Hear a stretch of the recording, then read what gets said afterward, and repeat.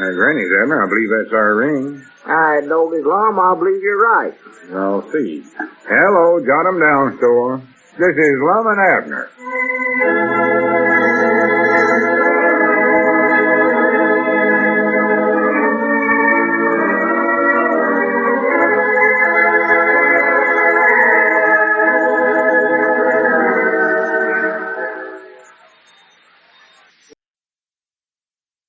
Well, Lum made his local debut as a singer Saturday night at the Charity Bazaar and has not been seen since. As we look in on the little community today, we find Grandpappy Spears in the Jot 'em Down store and library discussing Lum's performance with Abner. Listen. How does old Lum feel after his big performance Saturday night at the Bazaar? Well, I don't know, Grandpap. I ain't saw him since singing. He never even showed up at church yesterday. That's right, he wasn't there, was he? No. I believe he was supposed to start singing in the choir this Sunday, too, I hear. I reckon why he never showed up. Where was he at? I don't know. I called over there long about supper time, but never got no answer. The Blevins is coming over for the evening. I want Lum to come on over and sing for us. Figured Eugene could sort of court him on the guitar, you know. Yeah, that would have been nice. Yeah, but I couldn't locate him. And he showed up at the store today, neither. You don't reckon he went out of town, do you? I don't know. He said something the other day about more than likely getting offers from Hollywoods to go into moving pictures on the radio, but he said he didn't think he'd take them up on none of them. Well, maybe he's changed his mind. Maybe after he heard all that hand clapping when he got done singing at the Bazaar, he decided he better go to Hollywood after all. Yeah, he might have. Everybody sure clapped for him the other night, I know that. I was proud I knowed him. Yeah, me too. Yeah, which is my uncle, that's what it was. Yes, sir, that was sure some good singing he done there. Oh, my. Awful good. High class. Best in the world. Couldn't have been better. No, sir, could not, no. Abner, I want to ask you something. My, sure, go ahead, Grandpa. This is just betwixt me and you now, recollect that. Yeah, well, I won't tell nobody if that's what you want. Well, I'd rather you wouldn't, because I don't want to show my ignorance. No, I don't blame you, Abner, be honest now. Did you actually enjoy Lum singing the other night? Oh, well, tell the truth now. This is strict confidential, you said, ain't it? Oh, yeah, sure. Well, I didn't exactly enjoy it. I wouldn't say that, Grandpap, but it was good singing. Oh, I know it was good. Them judges over at Hot Springs never would have picked Lum to win the contest if he weren't a good singer. Oh, I know that. I ain't saying nothing against his singing. All I'm saying is that it's just hard to listen to. Yeah, well, I'll admit that. It don't actually sound good, but I reckon all good singing's that way. Yeah, tell the truth, there was times I couldn't hardly stand to listen to it. No. I'd have got right up and walked out of there if I hadn't known it was such good singing. Yeah, well, I reckon you just have to sort of get used to something like that. Yeah, I reckon so. But think of all you'd have to go through to get used to it. I ain't sure it's worth it. Yeah, well, it'd be a hard job, no doubt about that. Personal, I favor poor singing. Well, poor singing does sound better. I'll say that for it, Grandpap. Yeah. Of course, I'll say this much for Lum's good singing. I think he was handicapped by Miss Emaline's piano playing. Piano playing? Did you notice what a hard time she had playing? Couldn't hardly keep even up with Lum, seemed like. I noticed that. Fact is, they had to start 3 times there before she could get started with his singing at all. Oh, yeah. Yeah, I thought she was a better piano player than that. Well, now, she done a lot better when she played for the Barton girls when they sung. But, of course, they're poor singers. Well, like it's a heap easier to keep up with them second-rate kind. More likely. You know, before I knowed what good singing was, I always thought when your voice cracked like Lum's done the other night, I always thought that was bad singing. Well, I did, too. But I can see now. Oh, that old Squire Skink coming up out there. He sent an article about Lum singing into the county seat paper the other day. Well, good for him. Lum deserves to get wrote up in the paper.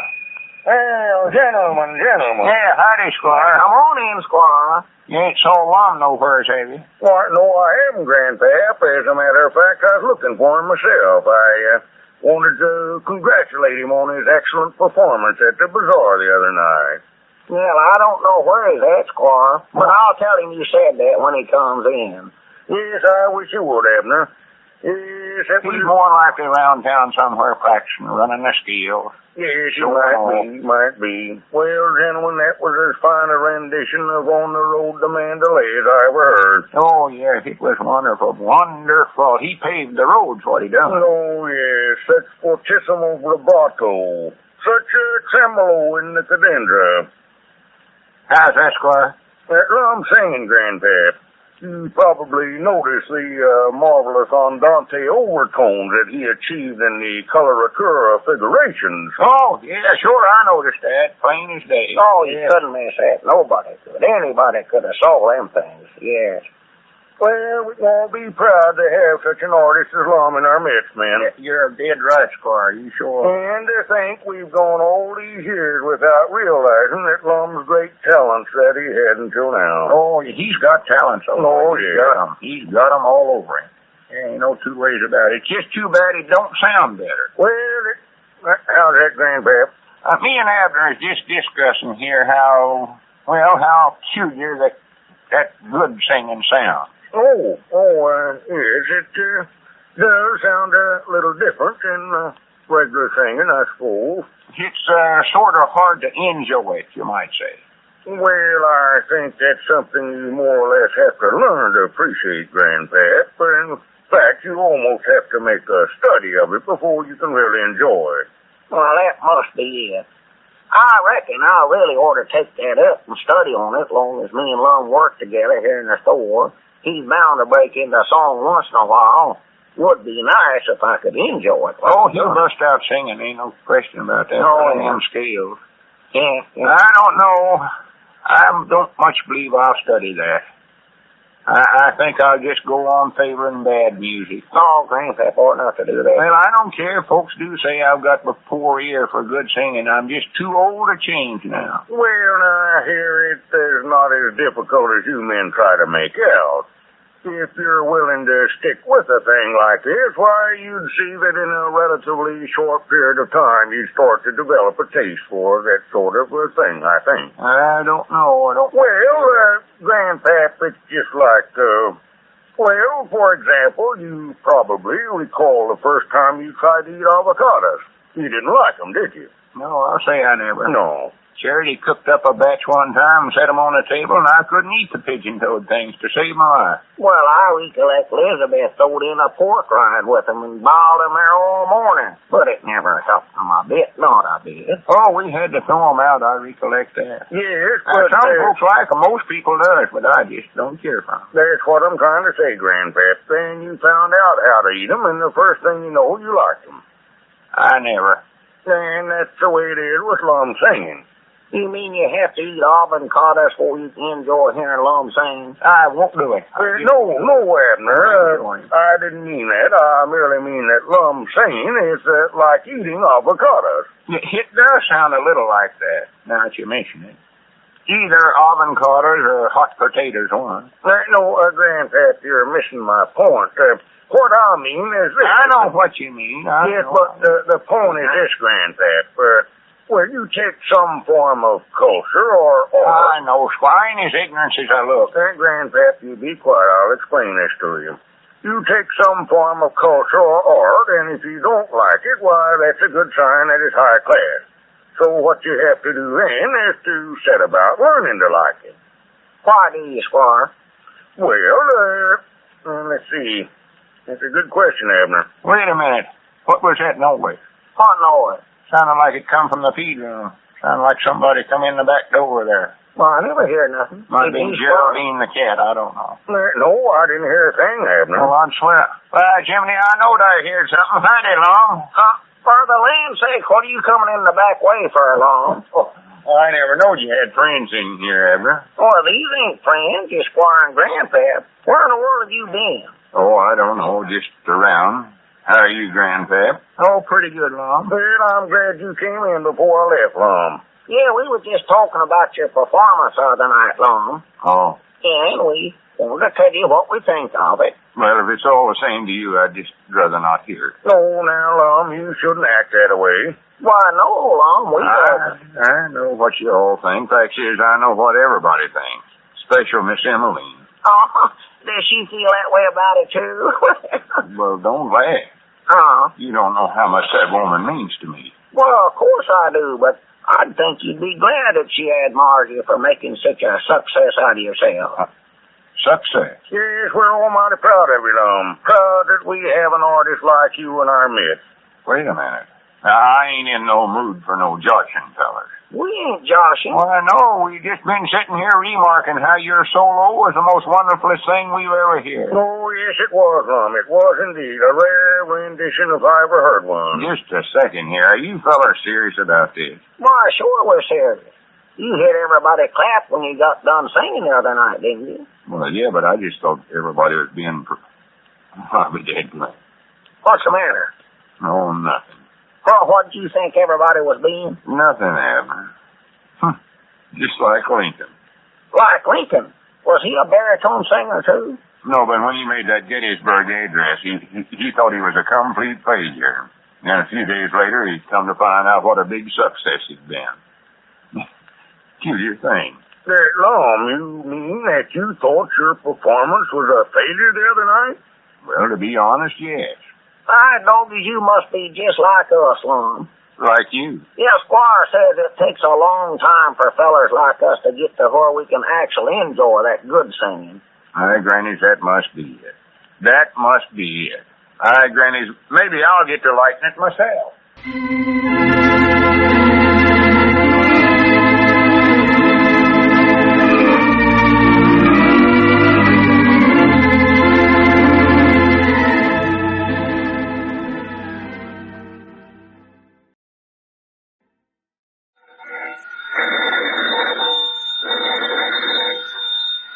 Granny's, Abner, I believe that's our ring. All right, doggies, Lum, I believe you're right. I'll see. Hello, jot 'em down, store. This is Lum and Abner.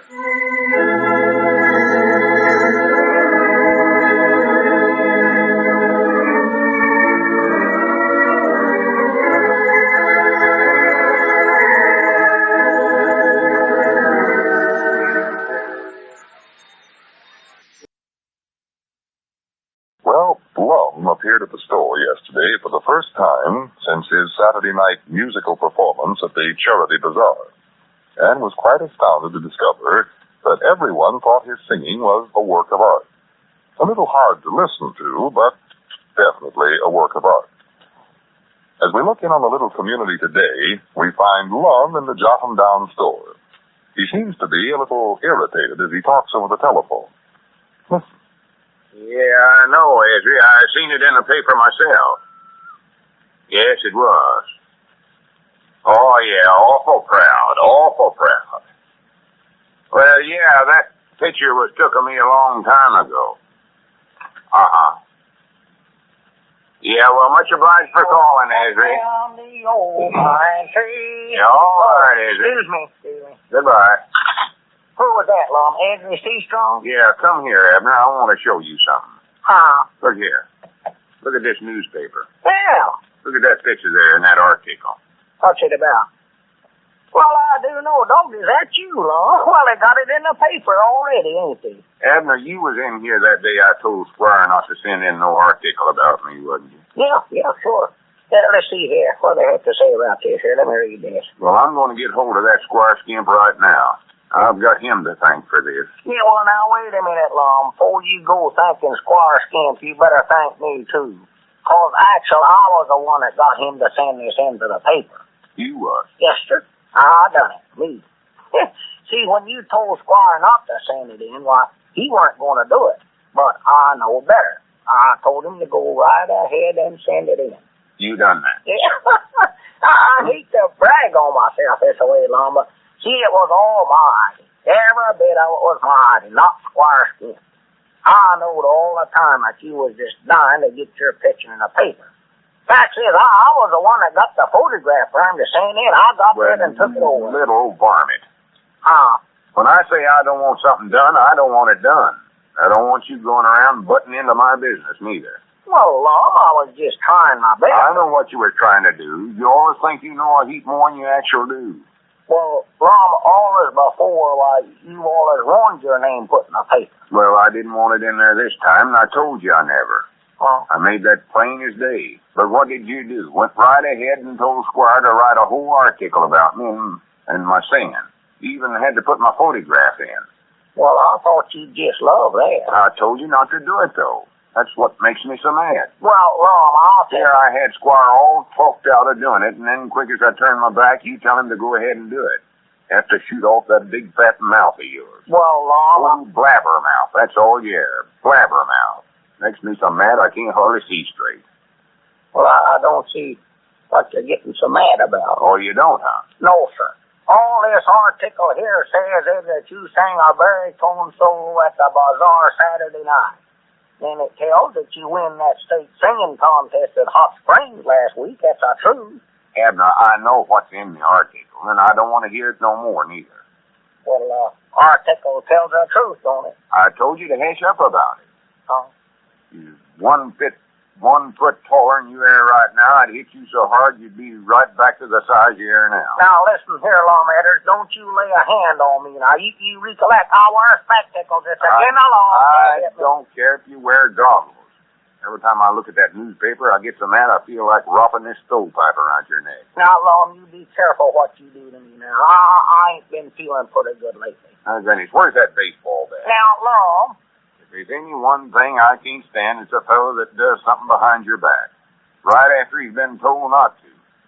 I'm sure I've seen that baseball bat around here somewhere. It's right there behind you. I mean, we lost it, I think. Well, here it is. Now, listen here now, Lom. You put that thing down. Now, put it down. Abner, stop jumping around. Now, Lom, now, I don't get Lom. Wait a minute. Wait a minute. Now, there comes a customer. There's a customer. Yeah, look there. Somebody's coming in. Hi, Doggies. That's Little Pearl. Little Pearl? No, it ain't neither. Well, she's got on one of them nurses' uniforms, just like Little Pearl wore when she first started. I thought sure the world that was her. Who is that girl? She looks sort of familiar. Yeah, she does. She sure does. Well, how do you do, miss? What can we do for you today? Do you have any postage stamps? Postage stamp? Yes, all I need is one airmail stamp. Well, no, Mom, we just ain't got no stamps, but you can get some right across the street at Dick Huddleston's store. See, he runs the post office there, too. Oh, well, thank you very much. Well, just a minute, miss. We got some stamps around here. Summers ain't we, Lom? Seems like it. No, we ain't got none, Abner, and you know that. Maybe there's something else you want to buy, miss. Abner, can't you see the girl's in a hurry? Yeah. All right, I just wanted to talk to her a little bit. Where are you heading for, miss?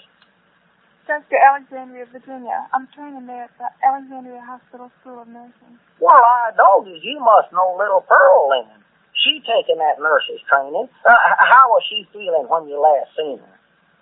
Well, I don't believe I know who you're talking about. You see, there are cadet nurses at 1,100 nursing schools. Well, that's what she went to, a school. Surely you recollect her. Pearl Peabody. She's my daughter. Looks just like me. Got my eyes. Well, I don't remember anybody by that name. She weighs 127 pounds. Abner, she don't go around weighing all the girls. This young lady's in a hurry. Well, I know, Lum, but see, me and her want to talk about Little Pearl. Well, I'm sure you must know her, miss. She's an Army nurse. Is that what you're going to be, an Army nurse? Well, I haven't made up my mind yet. We have our choice of the Army, the Navy, or essential civilian nursing. The Army is where they're needed the most. I thought you was all in the Army. Oh, no, we're part of the U.S. Public Health Service. Well, Lom, if you're tired of holding that baseball bat, I'll be glad to take it. No, thanks. I'll handle it myself. I ain't done using it yet. Oh. Well, I really have to be going. No, wait just a minute, miss. Now, here, now, sit down here. Now, tell me some more about Little Pearl. Abner, she told you she never knowed Pearl. Well, she must have, Lom. She was the one that went over to France, Little Pearl was. Oh, wait a minute, I'll read you a letter she wrote home just a couple of months ago. Oh, Abner, don't get that out and start reading it. I've had to listen to that thing 3 or 4 times a day. So, have I lost that thing? I hope so. Well, I know it by heart anyway. I'll just recite it to you. Now, Abner, don't do that. She ain't got time to listen to you recite nothing. You You'll have to excuse my partner, miss. He gets sort of cute-eyed these days. Oh, that's perfectly all right. I'm always interested in hearing about any of the girls overseas, because that's where I hope to be pretty soon myself. Well, good for you. Good. When you get over there, ask little Pearl how soon she's coming home. Her mama's just getting awful lonesome to see her. Well, I'm afraid that won't be for some time, because you see, they need every nurse they can get over there. There's a pretty big shortage. Yeah, that's what I was reading just the other day. I understand they're trying to get all the girls they can to start taking up this training. Well, I don't see any reason why they shouldn't. I think it's wonderful training, and I'm certainly enjoying it. I know that. That's exactly what little Pearl said, too. I don't know, but I imagine that's awful good training for a young girl, ain't it? Oh, yes. It's the best preparation there is for homemaking. Yeah, I can see that. Time a girl gets done learning all that nursing stuff, she ought to make a lot better wife than the general run of girls. Well, the marriage rate's pretty high in the cadet nurse school. Bound you to, especially if the other cadet girls are as pretty as you are. Hey, Douglas, are you sure now that I ain't saw you summers before, miss? You sure do look familiar. You ain't one of Carrie Hurdley's girls, are you? No, my name is Beulah Tower, and I've never been in Arkansas before. Oh, did that suit you? Well, I better be going. They're waiting for me. Just a second. Lum, are you tired of holding that baseball bat yet? No, I ain't. Oh, well, here now, sit down now, miss. Sit down. Now, tell me all about the nursery school. Abner, didn't you hear her say she'd have to be leaving? Yeah, but Lum, I got some questions I want to ask her first. You know, miss, speaking about that educating that you girls get, that was sure fine for us. See, me and Elizabeth, that's my woman, Elizabeth, me and her had always wanted to send little Pearl away to school summers, but we just couldn't afford it. So then this opportunity come along to join up with the nurses. And for goodness sakes, there's people waiting outside for this young lady. Oh, well, all right, Lum. Say, miss, you ain't one of Ruth Smith's girls. No, you said your name was Beulah Tower. Granny, wait a minute. Look there on the wall, Abner. That's who she is. Look at that poster we got hanging up there. Be a cadet nurse, the girl with the future. Well, I'll be a polka-dotted possum. Why, that's you, Beulah. You're the girl on the poster. Yeah, that's me. Hey, Doggy, you're a celebrity. I'm proud to know you. Well, thank you. And I wish I could stay longer, but really I have to be going. Well, we're sure glad you dropped in, Miss Tyler, and if you're ever back this way again, be sure and stop in. Thank you, I certainly will. And if you ever see little Pearl, well, say hello to her. I will. Goodbye. Bye. Goodbye. Doggy. Danny, you got to be proud of a girl like that, you know. Doing a wonderful job for her country. Oh, yeah. You know, I believe she's going to be in a moving picture, too. Seems like I read something in the paper about that. Mom, what are you looking at me that way for? Speaking of reading stuff in the news... Oh, now listen, now, Lum. All the double-crossing... Now listen, Lum, now put down that baseball bat.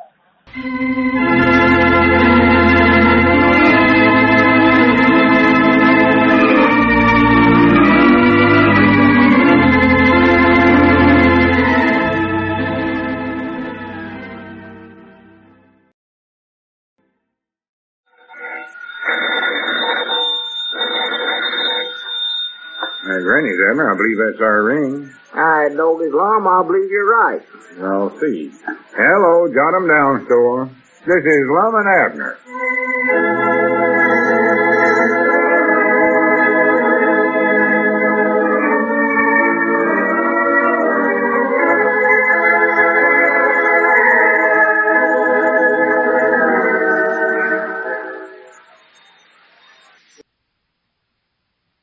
Now, let's see what's going on down in Pine Ridge. Well, yesterday, Squire Skimp's item concerning Lum's musical accomplishments appeared in the county seat newspaper. It caused no small furor when Lum discovered it. As we look in on the little community today, we find Squire Skimp in the Jot 'em Down store and library talking to Abner regard to complications that seem to have arisen in connection with a newspaper article. Listen. Yeah, what's that again now, Squire? I don't believe I followed you there. Well, what it is, Abner, is a repercussion from that item about Lum I sent into the county seat paper. Reba's cousin? No, Abner. You mean Reba Watkins over at Cherry Hill? No, Abner, what I said was repercussion. Oh, I don't know them. Well, according to this letter forwarded to me by the paper, I had the facts of my story wrong, and that constitutes a black mark against my journalistic reputation. Well, I don't see how they can say the facts is wrong, Squire. In your article, you said Lum sang a solo at the Charity Bazaar, and he sure enough done it. I heard him do it. Well, that's not the part they're referring to, though, Abner. There seems to be some difference of opinion about whether Lum won that state singing contest at Hot Springs or not. Well, he won that. He's got the ribbon to prove it. Well, I know that, Abner, but that's what's so baffling. According to this letter, why, the winner of the contest was some 7-year-old boy named Rollo Purvis. Well, that must be a mistake. Who wrote that letter anyway? Well, I don't know. He just signed himself Music Lover. Yeah, anybody with a name like that's bound to be wrong, Squire. Yeah, but the trouble is this, so he enclosed a clipping from a Hot Springs daily newspaper giving the full results of the contest.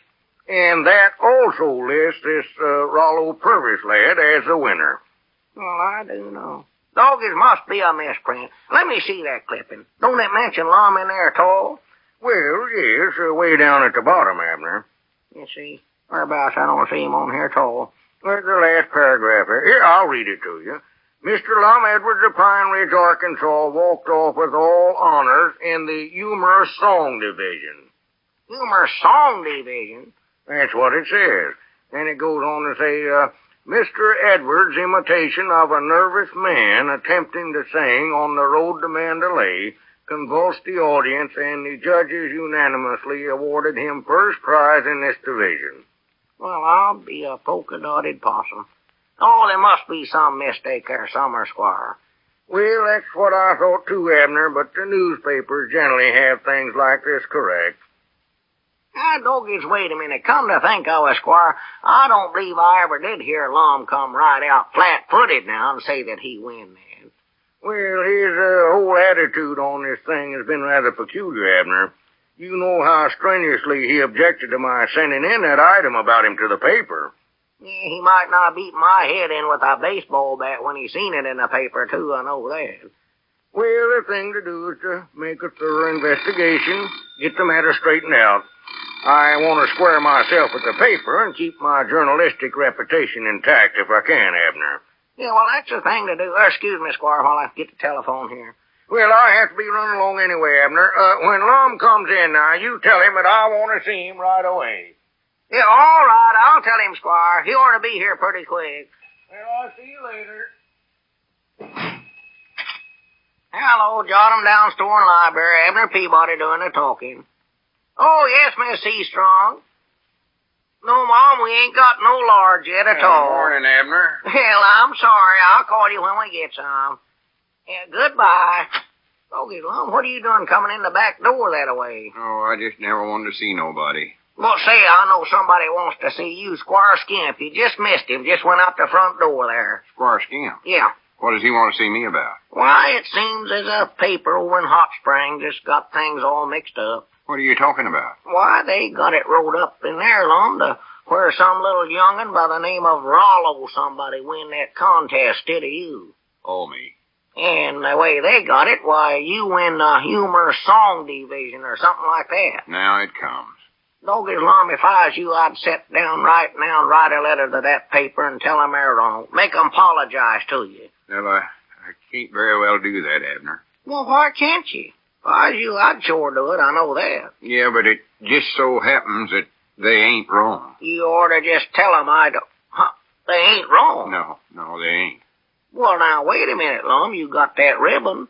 That shows right there you win first place. I read what it says on there. First prize, it said on the ribbon. I know it. Don't say a thing on there about no humorous song or nothing like that. No, it did once, though. Huh? See, I cut that part off. Cut it off? Yeah, that was printed at the bottom of the ribbon, so I just taken my knife and cut that off. Well, I do know. And you mean that that's what actually happened?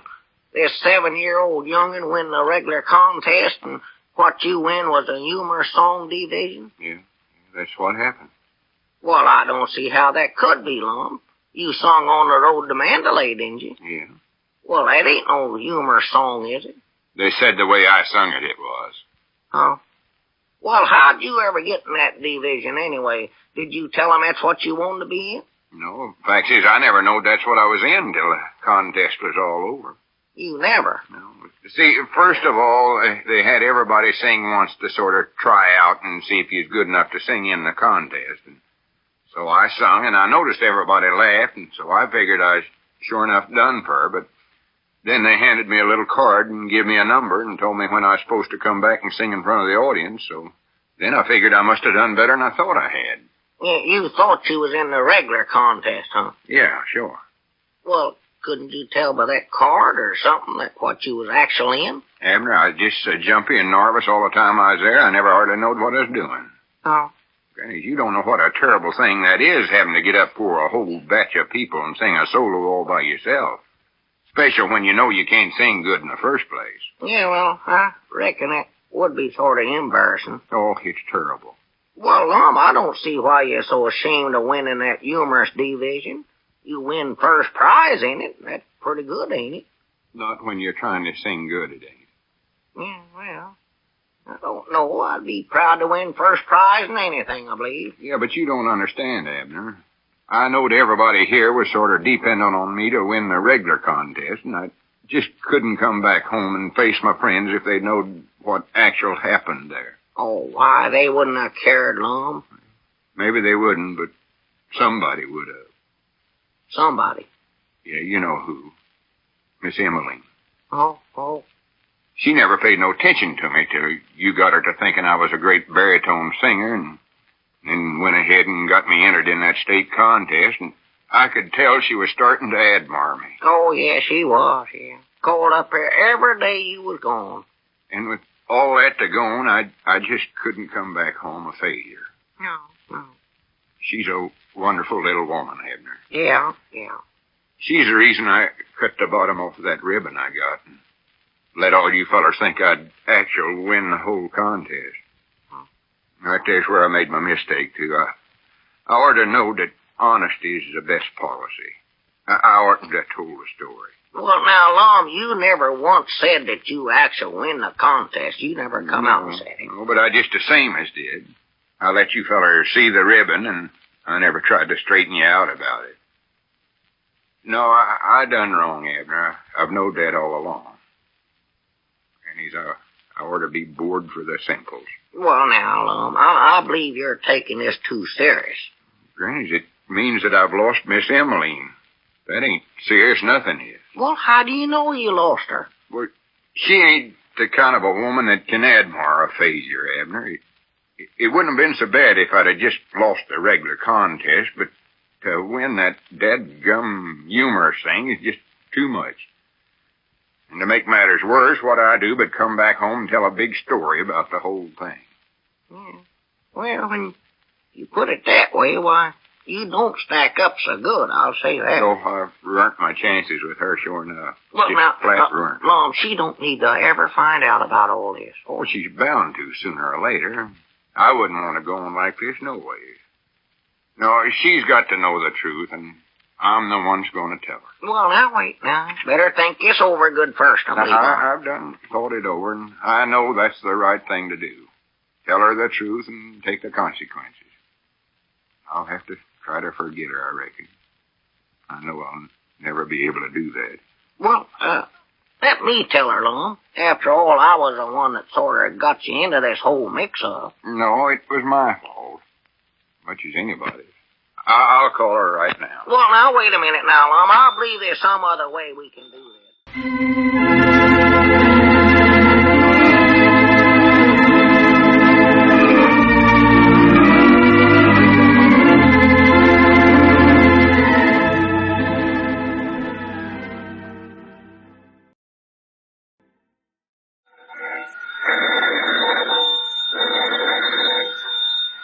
Granny's, Abner. I believe that's our ring. All right, Doggy Lum, I believe you're right. I'll see. Hello, jot 'em down, store. This is Lum and Abner.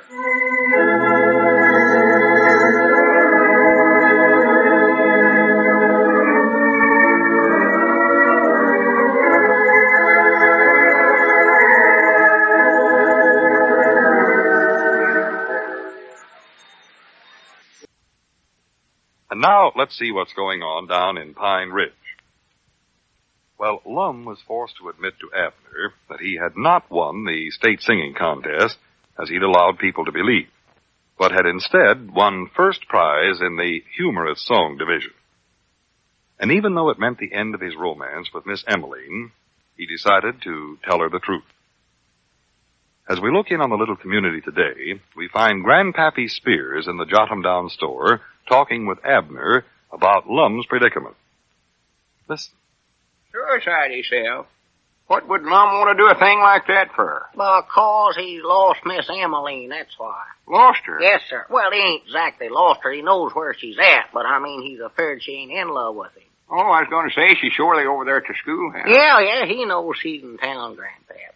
And the last I heard, them two was getting along pretty good together. Yeah, it was, but it's all over now. How do you know it is? What's happened? Well, last night, Lum went over to the boarding house there and told Miss Emaline the truth about the whole thing. About him not actually being a baritone singer and all that. What do you mean not being a baritone singer? He win that pigeon-toed singing contest, didn't he? Oh, no, he never. Huh? Don't spread this around, Grandpap, but Lum never even got third place in that contest. A little 7-year-old boy win that. Well, what about that ribbon Lum was wearing? That said first prize right on it. Yeah, but that was first prize in the humor song division. See, he just cut off the part of the ribbon there where it said what division he's in, down there at the bottom. Well, I'll be a monkey-spavined-legged uncle. How'd he get in that division? Well, Lum ain't sure himself. After they heard him sing once, why, that's where they put him, he said. Oh, my goodness alive. That's worse than losing a contest, even. Yeah. And he knowed how anxious Miss Emaline was for him to win and be a great baritone singer, you know. So when this happened, why, he just never had the heart to come back home here and tell her the truth. Yeah, I can see his point of view, all right. Yeah, sure. But what I can't see is why he changed his mind and told her the truth last night. Well, you know how honest Lum is. His consciousness was just hurting him something wonderful. He said he just couldn't go on that way no longer. Yeah, I don't know. I believe I would have. Especially if it meant the difference twixt winning and losing the hand of a nice woman like Miss Emaline. She's downright pretty. Oh, yeah, she's a nice woman, but Lum's just too honest for something like that, Grandpap. Besides that, Miss Emaline would have found out anyway on account of that newspaper article. You mean that and Squire sent into the county paper? Yeah, well, sorter. You know, in there, why, Squire said that Lum win the contest. Then somebody that knowed better read that in the paper and sent Squire a clipping from a Hot Springs newspaper that told how the contest actually come out. Well, I still think Lum could have kept Miss Emaline from finding out. I would have. Yeah, well, I tried to tell him that, but he wouldn't listen. You know Lum when he gets his head set. Oh, stubborn a blue-nosed mule. He said that if he was going to win Miss Emaline, he was going to do it fair and square or not at all. So it looks like not at all, then, huh? Yeah, looks like it. And that's going to be a terrible blow to old Lum. Oh, yeah, he was pretty sweet on her, I could tell, sitting in there in church making sheep eyes at her. Oh, yeah. Yeah, he was sparking at her, ain't no doubt about that. I just don't know what's going to become of him. I'm just feared to death he's going to suicide himself. Oh, I don't believe he'd go that far, would he? Well, you just don't know Lum when he's in love. Just no telling what he'll do. No telling at all. Yeah, but I've heard him talk that way before, Abner. I've heard him say time and again that he's going to suicide himself, but I don't believe he actually done it. No. Just all talk with him, that's all it is. Yeah, but... Trying to work on your sympathetics. I'm just afraid this time it's different, though. He's more serious about things now that he's getting older, Grandpap. Yeah, maybe so, but I still don't think he'll suicide himself. Well, I just don't know. Why ain't he come down to the store yet today? Why ain't he showed up here? Where's he at? Why ain't he called? Well, I don't know. Don't ask me. I tell you, Grandpap, I'm worried about him. Well, maybe we ought to go out and start looking for him. That's just what I've been sitting here thinking. I ought to go out and find him before it's too late. Yeah. Might be a good idea to head out towards the mill pond. Mill pond? He might be out there right now laying at the bottom of the pond with a big rock tied around his neck. Grandpap, now don't say such things as that. Well, you got to face these things sooner or later, Abner. You can't just leave him there. That'd be terrible uncomfortable, laying there with that rock tied around his neck. Yeah, somehow or other. I just don't think he's taken that way out, though, Grandpap. Lum never did care much for swimming. He's scared of the water. Besides that, he couldn't have jumped in the mill pond. He didn't even own a bath jacket. Well, you might have borrowed Cedric's. No, I don't believe he'd have did that. Cedric's bath jacket wouldn't fit him no way, Grandpa. Yeah, let's see now. How this could he have striped did it? one he's got. Might have jumped off of a hat. No, he'd never get up that high. Has Lum got a shotgun? No, he ain't. No, he ain't got one of them. It's a good thing, too. That's one thing I don't have to worry about. Of course, it'd be an easy thing for him to borrow a shotgun, Summers, if he could get some shells. Yeah, Doggy, that's right, ain't it? Sure. Don't reckon he'd actually do that, do you, Grandpa? No telling what he'll do. Doggies, I've got to get out here and look for him now. That's just all there to it. Yeah, you better get started. Don't waste another minute. No, I'd never forgive myself. I got there too late. Reckon where I ought to start looking first. Yeah, let's see. Now, where would be a good place for such as that? Yeah, where? I believe right there at home would be as nice a place as any. No. I know he ain't did it there, 'cause I called up over there just a little while ago and nobody answered. Well, natural nobody answered. Huh? I expect a feller in his condition to get up and answer the phone, do you? Dead as he is. Oh, my goodness, I never thought about that. Doggy, that's where I better head for, Grandpap, right now. You better get right over there. Believe I'll go with you. Yeah, I wish you would, Grandpap. Wait just a minute, I'll get my hat and coat here. Oh, my goodness alive. Did you hear that, Grandpa? Yeah, I heard it. Oh, too late. Poor old Lum. Oh, my goodness. Poor old Lum. Finer feller never drawed breath. He oughtn't to have did it. He ought not to have did it. If I just could have talked to him first, I could have talked him out of it, Grandpap. I sure could. It's all my fault. That's whose fault it is. No, it ain't, Abner. Now, Yes, don't carry on like that. It weren't your fault. It's Miss Emeline's fault if it's anybody. No, it ain't. It's mine. It's that singing contest's fault. No, sir, I advised him to go over there. I ought to start looking for him 5 minutes ago. That's what I ought to did. I could have stopped all this. Did you see him anywhere? Did you see him? No, we never. Oh, my goodness, Cedric. You got the gun. Yes, Mom, I got it, but where's he at? Huh? I thought I seen him go through that window there. Go through the window? Yes, Mom, I'm sure that's where he went. See, when I first seen him, he was sitting up in that tree out there. Sitting in a tree? Yes, Mom, just sitting up there eating nuts. Oh, my goodness alive. Poor old feller. Well, maybe it's better this way. Oh, yeah, way yonder better if he started that business. This is terrible. This is terrible. Are you sure you never seen him come through that window? Of course not. How could we do that, Cedric? Well, I could have swore I seen him come in here. See, when he was sitting in that tree, I took a shot at him, and he jumped out of the tree. You took a shot at him? Yes, Mom. I missed him, though. Doggone it. Wait a minute. Did Lum tell you to do that, Cedric? Oh, no, Mom. That was my own idea. Well, what in the world's the matter with you, Cedric? Have you went plumb crazy? No, Mom, I don't think so. See, all I was doing was... Wait a minute. Huh? There he is up there. Stand back, Mr. Abner.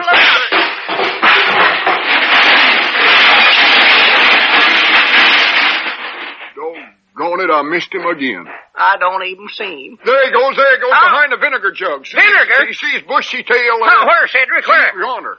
Why, Cedric, that's a squirrel. Yes, Mom.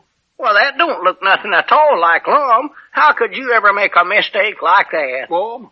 For the land Wait a minute. sakes. Maybe we got this all wrong here. Who was you shooting at in the first place, Cedric? Oh, it's that squirrel. I told you I seen him sitting up in a tree. Alongside of Lum? Mr. Lum. You said you seen him sitting up in a tree, didn't you, eating nuts? Oh, no, Mom, I never seen Mr. Lum nowheres. All I seen was a squirrel. Oh, my goodness. Well, wait a minute here. We must be mixed up on this, then. That's what I'm trying to tell you. Cedric, you ought to know better than to come rushing in the store here firing off shooting irons, scare a man half to death. Oh, I'm sorrowful if I done something wrong. And knock everything in the whole place over. Excuse me. Look at this. Looks like a cyclone's went through here. Now, you better get busy, young man, and pick up everything there that you've knocked down. All right, Jiminy Abner, look who's coming up out there. Huh? Oh, my goodness. It's a ghost. Lum's ghost. That's what it is, man. To Mandalay, where the flying fishes Hey, Lum, speak to me. Why, sure. Huh? Be glad to speak to you. Hello, Abner. Huh? Howdy, Grandpap, old boy. Hi there, Cedric. How are all my good friends on this fine and beautiful day? Well, are you alive, Lum? Am I alive? Yeah. I'll say I am. Never been more alive in my whole life. You're looking at the world's happiest man. Happiest man? Yes, sirree, Bob, sir. The flowers are blooming and the birds are singing as far as I'm concerned. Well, what'd you do, Lum? Did you decide not to tell Miss Emaline after all? No, I told her. And you know what she said? I hate to hear. Oh, she said she never cared whether I was a baritone singer or not. She said she admired me something wonderful for telling the truth. Huh? Wonderful world. Well, I do know. Did you hear that? She admires me something wonderful. Yeah. Tell you, Abner, when she said that to me, it just seemed like bells was ringing in my head. Bells was ringing. Well. Yeah, bells ringing, gongs gonging, pans crashing, and everything else. I think about how she looked up at me with them big blue eyes. I get the same sensation all over again. I just wished I could describe it to you fellas. Well. Look out, there he comes again. Stand back.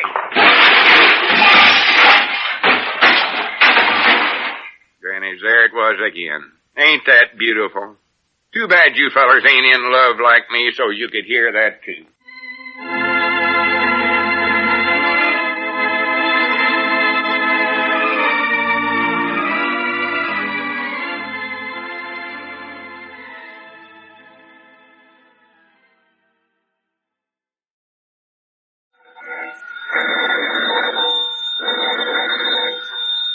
Granny's, Abner, I believe that's our ring. I know his Lum. I believe you're right. I'll see. Hello, jot 'em down, store. This is Lum and Abner.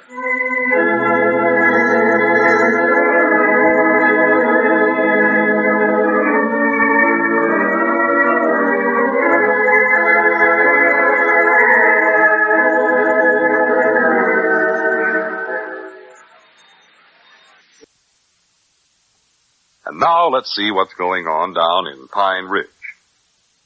Well, since Lum revealed all to Miss Emaline about his not winning the singing contest after all, and she expressed admiration for his forthright honesty, Lum is the happiest man in Pine Ridge. As we look in on the little community today, we find Abner in the Jot 'em Down store and library. Lum is just entering. Listen. Come in. All right, Doggies, Lum, get on in here and help me put up these grocery orders. Where you been all morning, anyway? Oh, just down to the barber shop, so all getting a haircut. Well, you sure taking long enough time to do it. Couldn't you have waited till some other time for that? Abner, a man's got to look neat, ain't he? Can't go around with shaggy hair. Well, it just seems to me like you could wait. Doggies, what did you do? Fall into a bucket of perfume? Of course not. Why? You sure smell like it. Oh, that's just some hair tonics Mose put on my hair. Ain't nothing to get excited about. Well, you always told Mose not to put none of that junk on your head. You claimed it was just a lot of falderall, a waste of money. Well, Mose put it on there before I noticed what he was doing, I think. Well, Mose knows better than that, Lum. He never does put that junk on you. Abner, can a man make a mistake once in his life? Granny, that ain't a terrible crime, you know. Well, maybe not. We better open up some windows in here, though I can tell that right now. No, don't do that. It might kill the moles and run these cockroaches out of here. Well, it's gonna run me out with them, I'll tell you that right now. I can't stand that junk. Well, don't open no windows. Too cold in here as 'tis. Besides, this hair tonics don't smell as bad as you're trying to make out. A fella can get used to it. Well, I don't know. I don't want to stay here long enough to do it, I'll tell you that. I wish you'd help me put up these orders so as I can get out in the fresh air for a while. That's what I want to do. Here, work on this one here. That's for Miss Clayton. Yeah, I'll give it to you. Them pickles on there. She wants the mixed sweet, I believe she said. All right, I can read. Well, ain't you going to take your hat off and stay a while? Huh? Oh, guess I did forget and leave that on. You sure are absent-minded lately. Hey, you thinking about Miss Emaline all the time, I reckon. Oh, well, yeah, I reckon so, some. Is she the reason you had that artificial flavoring sprinkled on your hair? Oh, no. I told you Mose just made a mistake. Oh, well, here, give me a hat. I'll hang it up here on the nail. I believe I'll keep it on for a while, Abner. Keep it on? Yeah, it's, well, like I say, it's kind of cold in here. I hadn't noticed it. Oh, I can feel a draft clean up under my hat. You know how it is right after you get a haircut. Your head always feels twice as cold. I never had noticed that neither. That is, not unless you had it cut extra short. That ain't what you done, is it? Had it extra short, give yourself a butch? No, not exactly. Well, take your hat off once. Let me see your haircut. Abner, you saw haircuts before. Yeah, but if Mose made a mistake like putting that tonics on you, well, there ain't no telling what he might have did cutting your hair. Let me see it once longer. You don't need to bother, Abner. I saw it, and it looks all right. Yeah, but I can look at the back of your head for you. That's more than likely where the trouble would be, right at the back. There ain't no trouble nowheres. Let me see. I could see the back of my head in them mirrors at the barber shop. It looked perfect all right. A little ragged around the edges like he beat it off with a wet rope, but it works all right. It's comfort. Well, that's a typical haircut of Moses. I just want to help you. So. Sure, I know. What's this second item you got wrote down here? 2 bunches of asparagus. S-P-A-R-G-U-S. Asparagus. Oh. That's what that is. Can't you read nothing? When are you going to learn to write so somebody can read it? Well, that was a hard word to spell, Lum. Facts is, I tried to talk her out of that. Tried to get her to get some beans instead. Beans, now I spell that pretty good. B-E-N. What's this next thing? Oh, cool oil. Doggy, you sure look peculiar with your hat on, Lum. You gonna wear it all day long? Oh, of course not. See what else here? 4 bars of soap, grannies. Say, Lum, didn't you tell me the other day not to wear my hat in the store? You said it weren't polite to wait on women folks in here with my hat on. Abner, can't you see I'm busy here? I'm concentrating. Well, you told me that. Don't you recollect it? I ain't got time for discussions now. The store business comes ahead of everything else. I've always said that. You better get busy yourself there. Well, all right. This seems cuter. Wrong for me to wear my hat in the store, but it's all right for you to do it. For goodness sakes, Abner, are you just going to keep harping on that all day long? Jow, jow, jow? No, I Ain't a man leave his hat on one day out of his whole life without causing a big ruckus? Why, sure he can, but It's a free country, you know. A democracy. Every man's supposed to be able to live the way he wants to. That's the main idea this country was built on. Yeah, That's what we're fighting this war for. To let a man keep his hat on in the house? Well, to keep our democracy, to preserve the principles we believe in. Oh. Have you read the Constitution of the United States? Well, Have you read the Bill of Rights? Let's see, yeah, seems like once when little Pearl was studying something over in school. I read it then, I think. Well, read it over again. Right now? No, in your spare time. Oh. Let's get to work now and forget all about this hat stuff. Yeah, sure. Let's see here now. 1 box of cornstarch. Looks like. Don't tell me what it is. Say, Lum. Yeah. In that Bill of Rights, does it say in there about keeping your hat on indoors? No, it don't come right out flat-footed and say that exactly, but it gives the same general idea. Huh. I'll have to read that. That sounds interesting. Be a good thing for you to do, all right. Yeah, I believe I'll do it. Excuse me here. Just move over a little, Lum. Let me set this grocery basket down next to the other. Doggies, you got a shoe shine too, didn't you? Did I? Well, look down there. Look how shiny they are. Look like patent leather. I do know. What do you know about that? Well, you knowed you had them shine, didn't you? Oh, I don't know. I was so busy talking to Mose, I guess I never noticed what was going on there. Believe I do recollect that boy down there brushing the dust off my shoes a little. Well, he done more than just brush the dust off. Fact is, looks to me like you got the 10-cent shine instead of that regular 5-cent kind. He put 2 polishes on you. Might have, I don't know. Well, you must have told him you wanted to shine, didn't you? I can't recollect now. Was it just another mistake that happened to you? That's about the only explanations I can see. You ought to stayed out of that barber shop today, Long. Yeah, I can see it was my unlucky day. Yeah, it sure was. He might have asked me, and I had a mouthful of lather or something good in answering. I don't know. Well, you better watch that. You can go broke. Wait a minute. Let me see your fingernails there. Told you got them things shined up, too. Just a minute. You never went and got one of them banana cures, did you? Banana cure? Yes, Now, where would I get a ridiculous thing like that done? Right down there at the barber shop. That cousin of Moses from Fort Smith has set up that card table in one corner of the shop there. You know that sign, banana cures 35 cents. You saw her now, look. Oh, yeah, I believe I have noticed her now that you mention it. It sits back there in the corner of the card table. That's what I said. Mose wants to get shut of her, but his woman won't let him. She never does have no customers that I know. Well, that is, till you come along. Oh, Moses got his fingernails all shined up. He said he done that for advertising. That's what he No, told he me. got 'em red. That's silly. Yeah, I thought they was pretty. Little looks like his fingers a little raw, though. What makes you think I was a customer? Well, you must have been. Look at them fingernails. You never could have got 'em fancy looking like that yourself. What'd you do? Just go over and sit down at the card table and let her do that? No, I never. She brung that manicuring stuff over to the barber chair. Or that is, when I was... Oh, she did do it then, huh? Abner, I don't know what happened there. She might have done it when Mose had me tipped back in the chair putting that mud pack stuff on my face. I don't know. Huh? But it was all a mistake. I never aimed on having her do it. I Just know a that. minute. What did Couldn't you answer. say there about Mose putting mud on your face? Did I say that? You mean he put mud on there instead of lather? Goldie's, he is making mistakes today. Well, this is a special kind of mud. Mud's mud, Lum. Takes away wrinkles and all that stuff. That is, I think it does. I don't know nothing about it. Your face gets all drawed up and feels bad. I don't know. Never worked on you, though, huh? Oh, sure, it worked. Or that is, well, I told you I don't know nothing about it. Mo slapped the stuff on me by mistake, I think. I was just lying there minding my own business and... He sure having a terrible time down there today, ain't he? Oh, yeah, that feller was all upset. Well, I'll say one thing, though. He sure got you all decked out. Shoes shine, fingers manicured. Say, you didn't get your hair frizzed up, too, did you, Lum? Hair frizzed up. Yeah, one of them there permanent things or Marcel frizzes or something. See, I wouldn't do such a thing. Is that why you won't take your hat off? No, it ain't why I won't take my hat off. Dog, I'm going to have a look and see. Abner, stay away I from me. want to find out. Abner, let go of my Turn hat. loose, I'll tear Give me it that off hat of you. back. Well, for the land's sakes, Lum. Something terrible has happened. Your hair's a different color here.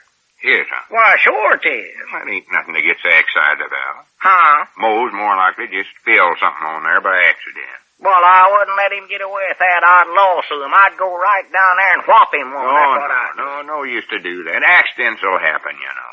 Well, one sure happened to you, I'll say that. Why, you had gray hair, Lum. Now it's pure coal black. Coal black? Yeah, sort of a greenish black. Granny's that varmint did make a mistake. I told him distinct to make it a soft golden brown with auburn highlights. Granny's, I'll lawsuit him to the Supreme Court.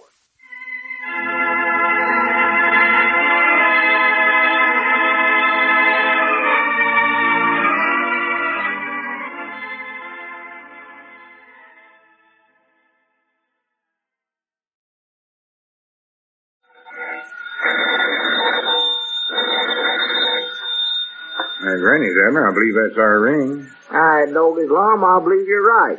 I'll see. Hello, jot 'em down, store. This is Lum and Abner.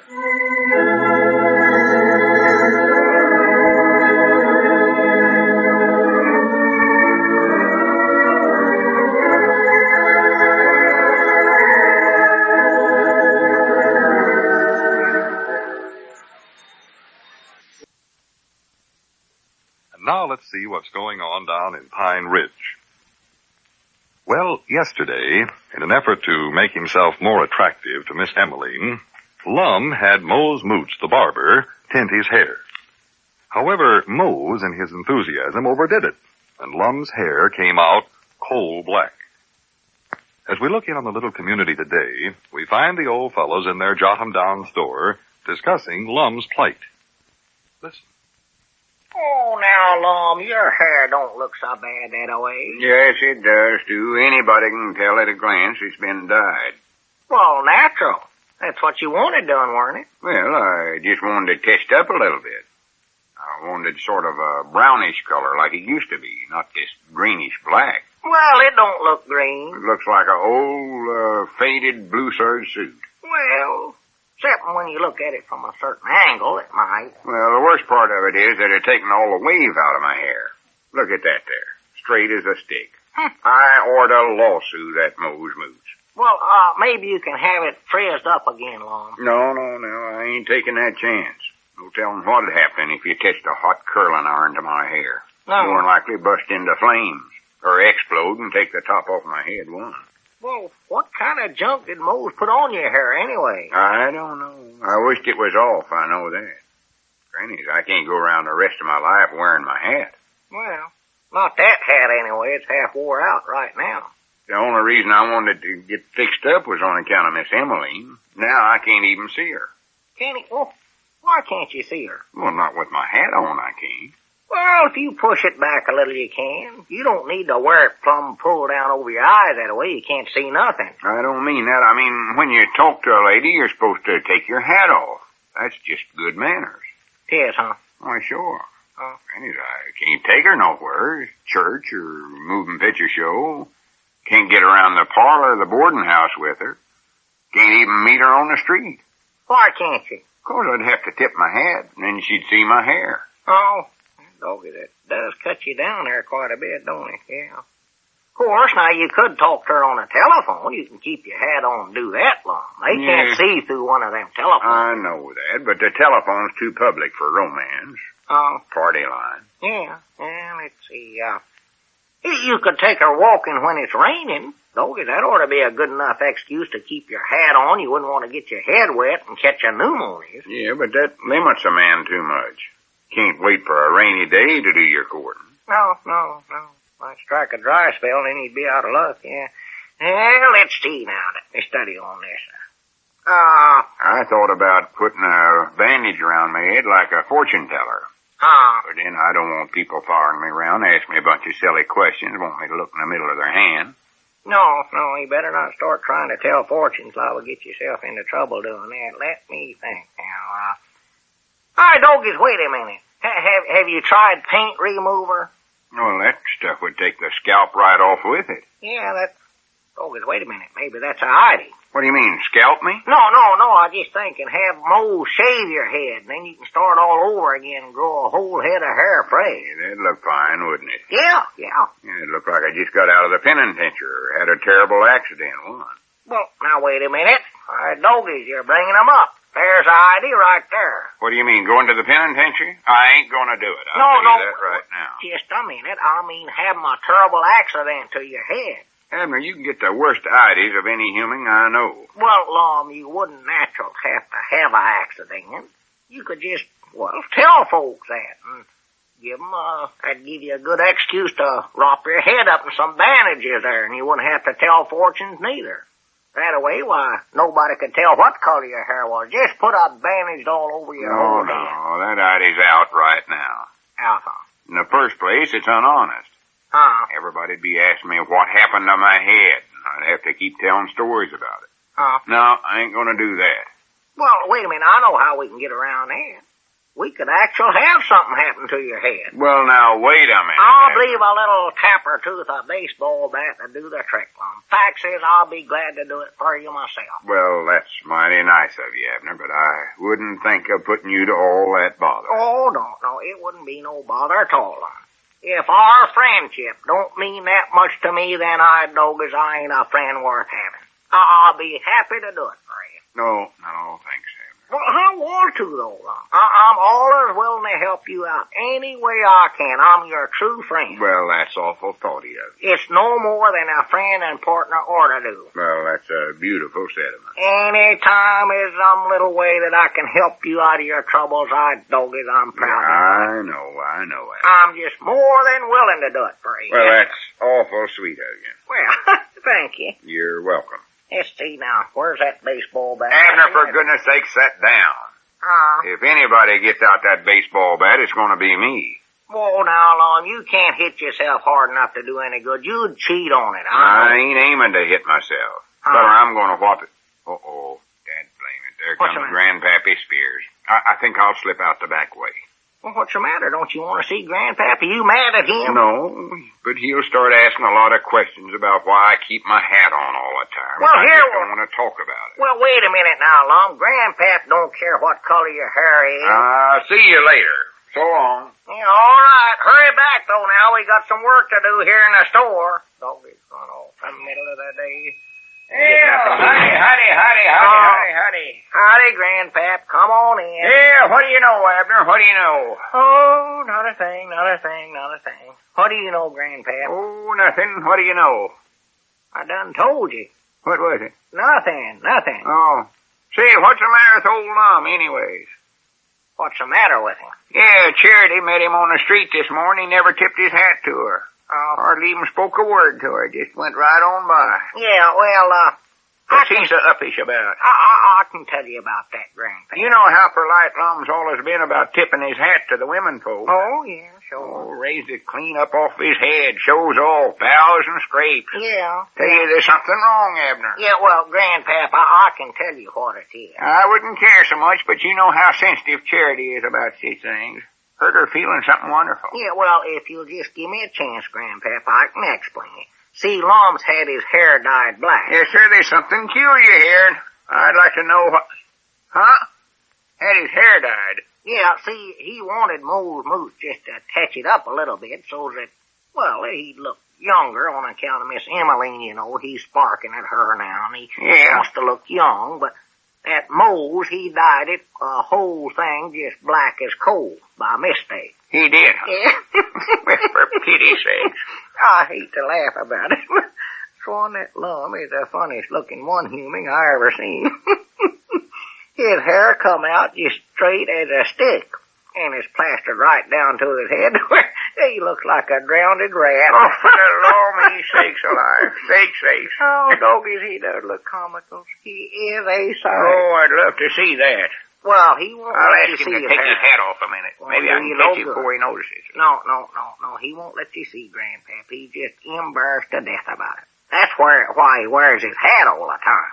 Well, wait a minute. Maybe that's how come he never tipped his hat when he seen Charity this morning. Why, sure, that's the reason. That's what I've been trying to tell you. Well, I'll be a monkey's pigeon-toed uncle. Can he get shut of that stuff some way? Well, I don't think so. Just has to wear off, I reckon. I had a good idea for him, but Lum wouldn't let me do it. I wanted to hit him on the head with a baseball bat. Yeah, that's about the best thing to do with a feller that pulls an idiotic trick like dyeing his hair, too. Well, no, I mean, Grandpap, see, I'd hit him so hard that he'd have to have his head all wrapped up, and then nobody could see what color his hair was. Yeah, that sounds like a good idea. Why didn't he want you to do it? Oh, I think he figured it's just too much to ask of a friend, you know. Yeah, well, I can see his point of view there. That would be too hard on you, Abner. Yeah, I think he'd like it better if it's just some sort of an accident. Like, well, for instance, like if one of them, their wash tubs hanging up there would fall on his head, or for instance. Well, wait a minute, Abner. Maybe you can sort of make a accident like that happen. What do you mean, Grandpa? Well, get Lum to stand right underneath him about where you're standing, then you can take something like this yardstick here, and just sort of jug. Better use a water bucket there. Oh, Don't want to kill him. Yeah. Here, I'll show you how easy it is. Well, what do you think? Abner, get up off the floor. Oh, my poor head. Get up, Abner, and tell me if you think that bucket's heavy enough to do any good. Wait a minute, let me examine you. My poor head. Oh, me. No, all you got is just a little teeny bump out of that. It's got to be something heavier. I can see that right now. Yeah, I reckon it does, Grandpa. Oh, yeah, he wouldn't have to have his head bandaged up for a little bump like that. Be well in a month. Oh, me. How about one of them wash tubs hanging up there? Well, I believe that might be better. I want to do a good job on this for Lum, you know. Right, Jiminy, yonder he comes now. Here's your big chance, Abner. Oh, well, quick, give me that yardstick, Grandpap. You better hide now. He won't come in if he sees you. Yeah, Hurry up, I'll get down behind the counter here. Yeah. Yeah, come on in, Lum, old boy. I'm glad you're back. Yeah, is Grandpap gone? Why, yeah, I believe so. Say, Lum, come over here a minute. I want to show you something. What do you want to show me? Oh, something. You'll have to stand over here to see it. Come on over Well, here. I can see anything from here that I can see over there. No, you can't now. This is an optical collision here. You can't see it from nowhere but right here by me. Oh, that sounds ridiculous. What kind of a thing is it anyway? Well, stand over here now and you can see it. What about it? Here, do you mean? Well, come on now. A little closer to me. Right over here now. Yeah, that's better. Right there. Now, where do I look? Straight ahead, right out the window there. I don't see nothing. You will in a minute. Oh, my goodness. Abner! Abner, speak to me. What happened, Lum?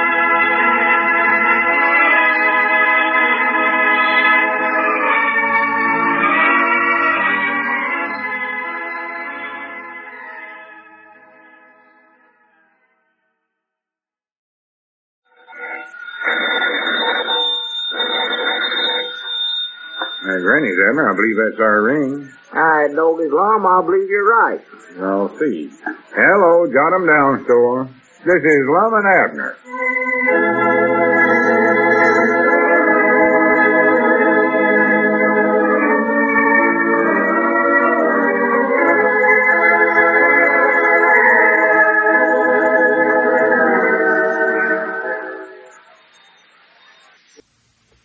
And now let's see what's going on down in Pine Ridge. Well, there is little change in the situation currently facing the old fellows.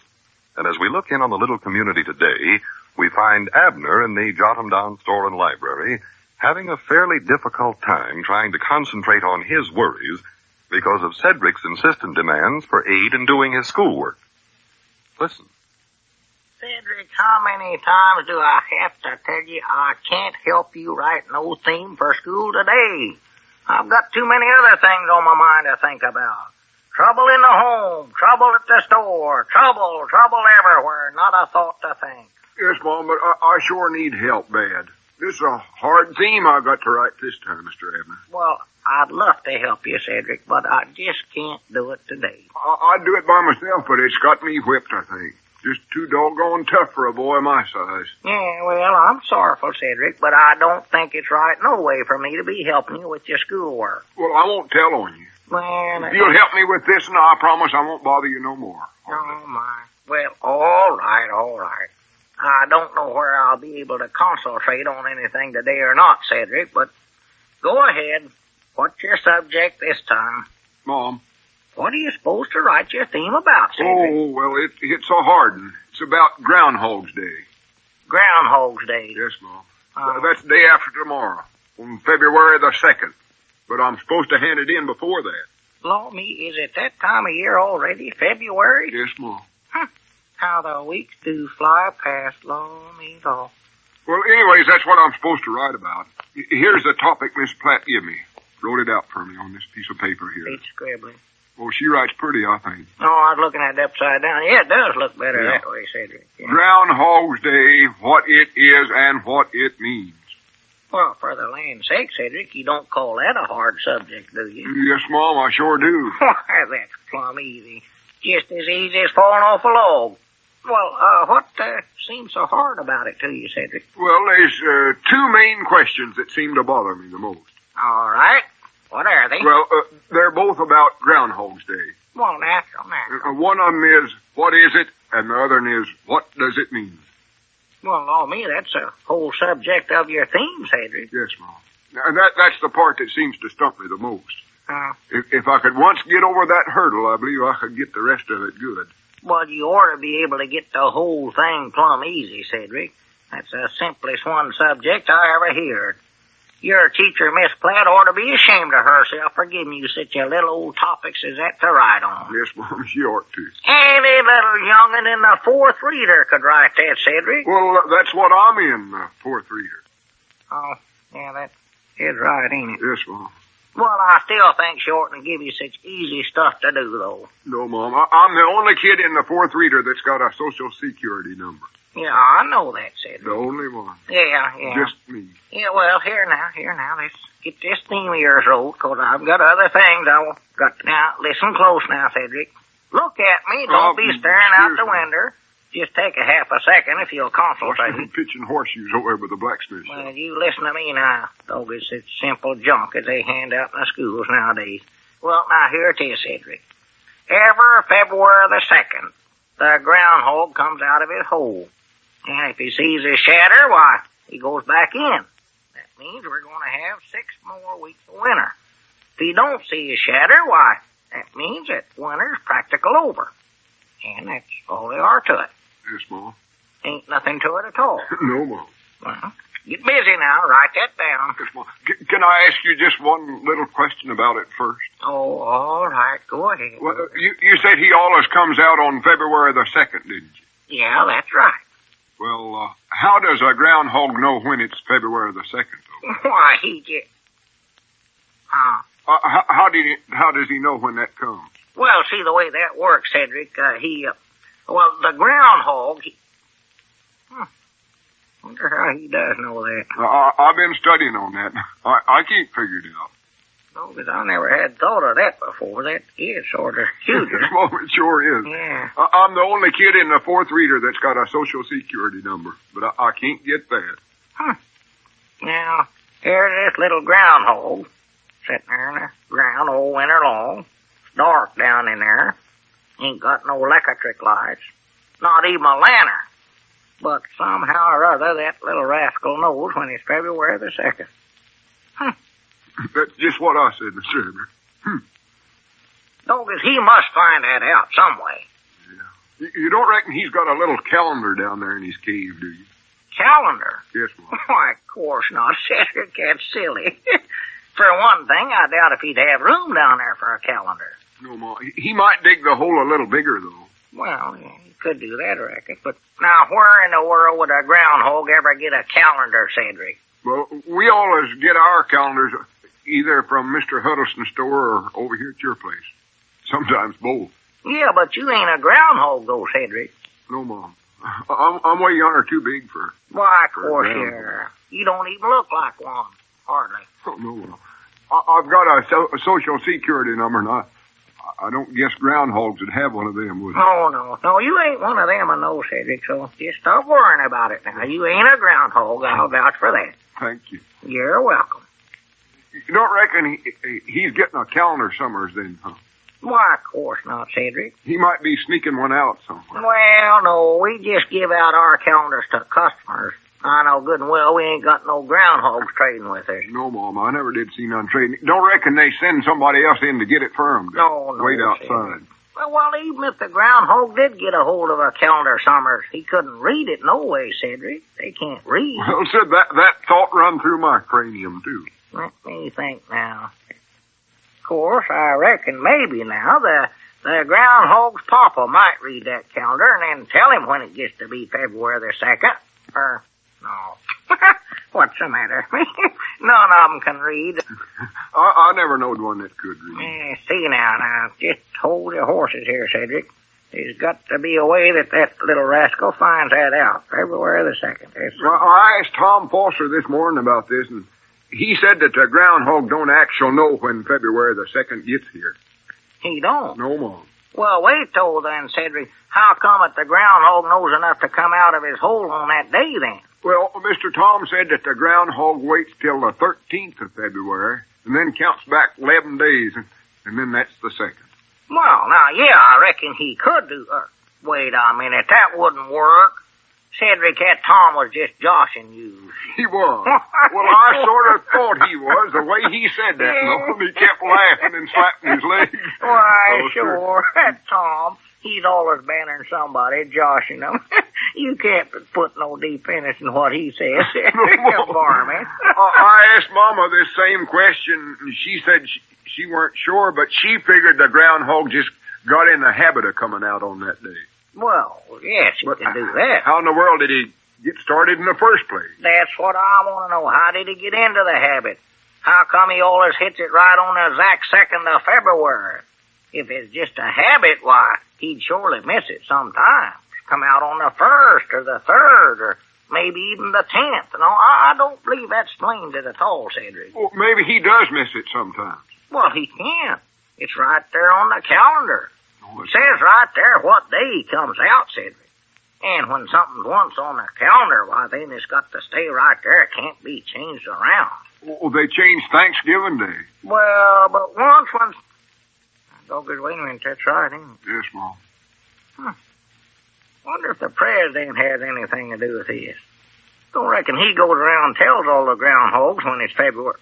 Oh, no, of course not. That couldn't be, no. Well, Miss President might. She gets around a lot. No, Cedric, no. Well, them groundhogs has got to find out some way or other, though. Yeah, they sure do, all right. Ain't no doubts about that. They got to find out or they wouldn't know how to come out on the 2nd day of February. But now how they do it is a mystery to me.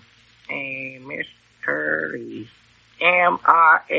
M-I-S-T-R-E-Z, mysteries to me. Yes, Mom. It's one of them things to me, too. Here they've been doing this for years and years now, and nobody's ever found that out. Now, how do them little varmints know what date it is? I don't know. It's got me puzzled. Doggies, I'd hate to have somebody like that around. Somebody that knows something that you don't know. Sit there with that smart-aleck look on their face and not say nothing.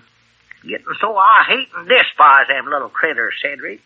Have you had some groundhogs sitting around in here? Why, they well, no, but if they come in, I'm going to get shut of them awful fast. I know that. Oh, well, before you do, ask them about that February the 2nd business. I gotta know that before tomorrow. Well, what's the use in asking them? They can't talk. And even if they could, they wouldn't tell you. Not them little smart-aleck varmints. Another thing, how do they know they're supposed to go back in if they see their shadows? How do they know that? I don't think I know that answer. No, of course not. You don't know it. I don't know. I don't get away with me. Let me get on that telephone. I've got a little call I want to make here. Well, who you calling up, Mr. Grandpap? Grandpap, oh, Lord, me Grandpap don't even know when it's February the 2nd himself. Well, who is it then? Huh? I got to get this theme in by tomorrow. I've got a Social Security card, but that don't help me out none in this case. I've been Be worried quiet. about it. Cedric, hush up. I can't hear. Hello? Is this Miss Platt? I'll try to catch one this year. This is Abner Peabody. Trouble of it is, I don't know when February the 2nd. Yes, Mom. As a tax-paying citizen of Pine Ridge, I demand that you give our scholars easier lessons to do over there. Why, some of that stuff you're handing out there, a growed adult of a man couldn't get it. And if things ain't changed over there, I'm going to stop paying taxes and what's more.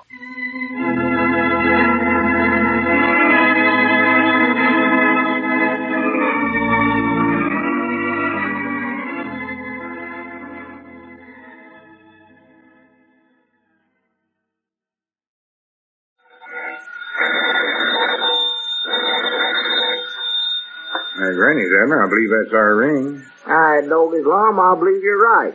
I'll see. Hello, jot 'em down, store. This is Lum and Abner.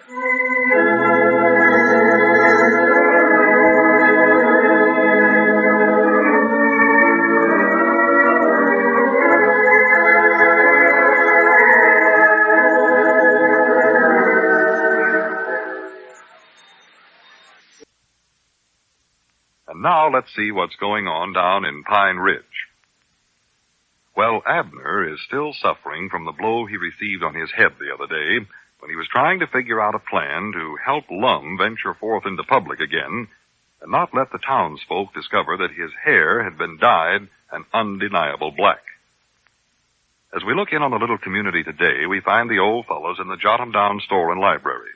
Abner is waiting for Squire Skimp to arrive. Listen.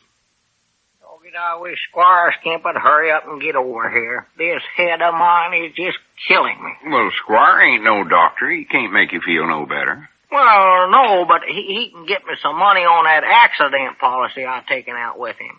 That'll help me some. I know that'll make my head feel better to get some cash money in my hand. Well, I wouldn't get my hopes up too high on that, Abner. Well, Squire said any time I have an accident, just to let him know and I can collect some money. And no questions asked, he said. Yeah, but I ain't so sure about that insurance company of his. See, that's some outfit him and another feller started up themselves. The Filbert Skimp Casual Company, I believe they call it. Yeah, that's the name. Yeah, that's the name right there. It's right here on my policy. You want to see it? No, I can't understand them things no way. All them big words in there. Is that a foreign language they use to write them things up with? No, I don't know what it is. But I know Squire and his part put a lot of loopholes in their policies so they could crawl right through them. Well, there ain't no holes in my policy. It's tore on one edge there, but I done that myself long. Loopholes. Loopholes is a legal word. Means getting out of paying you on some little technicalities. I won't let him get out of this. I'll tell him that right now.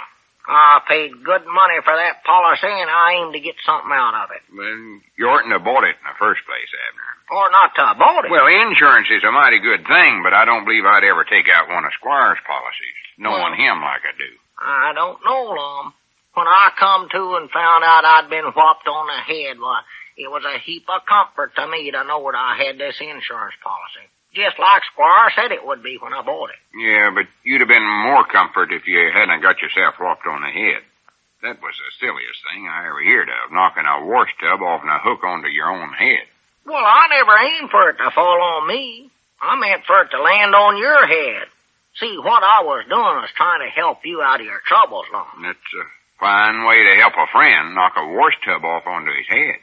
Well, see, I figured that away that you'd have an excuse to wrap your head up in bandages so's nobody would see your hair had been dyed black. I know what you figured. And then on top of that, why, you could go over and see Miss Emaline again and not have to wear your hat all the time. You said you couldn't go in a parlor and sit and talk to her with your hat on. I know it, but it wouldn't be honest to do that. Huh? You went over that 1,000 or 100 times with me. Lum, I was just trying to help you is all I was trying to do. A true friend trying to help another. Just after this, don't bother to help me at all. I appreciate it, but you can see for yourself it's too dangerous. What if that thing had fell on my head? Well, you said you needed help, Lum. You said you couldn't go no place with your hair looking that way, 'cause you'd be the laughing stocks of the whole town. That's what you said. I know. Fell on you, but suppose it had fell on me. It just scares me every time I think about it. Yeah, well, it never, so don't get scared. You told me that you couldn't study up no way out of this mix-up yourself, so I just said to myself, well, I'm Lum's partner. I ought to help him. So I figured I'd help you. I've studied up something now myself. And it ain't hitting nobody over the head with a wash tub, neither. Look here, Doggett, you can see the marks right there where it hit my head, right there. Look at it. I know, I saw your hair's missing. But my plan is a whole lot more sensible.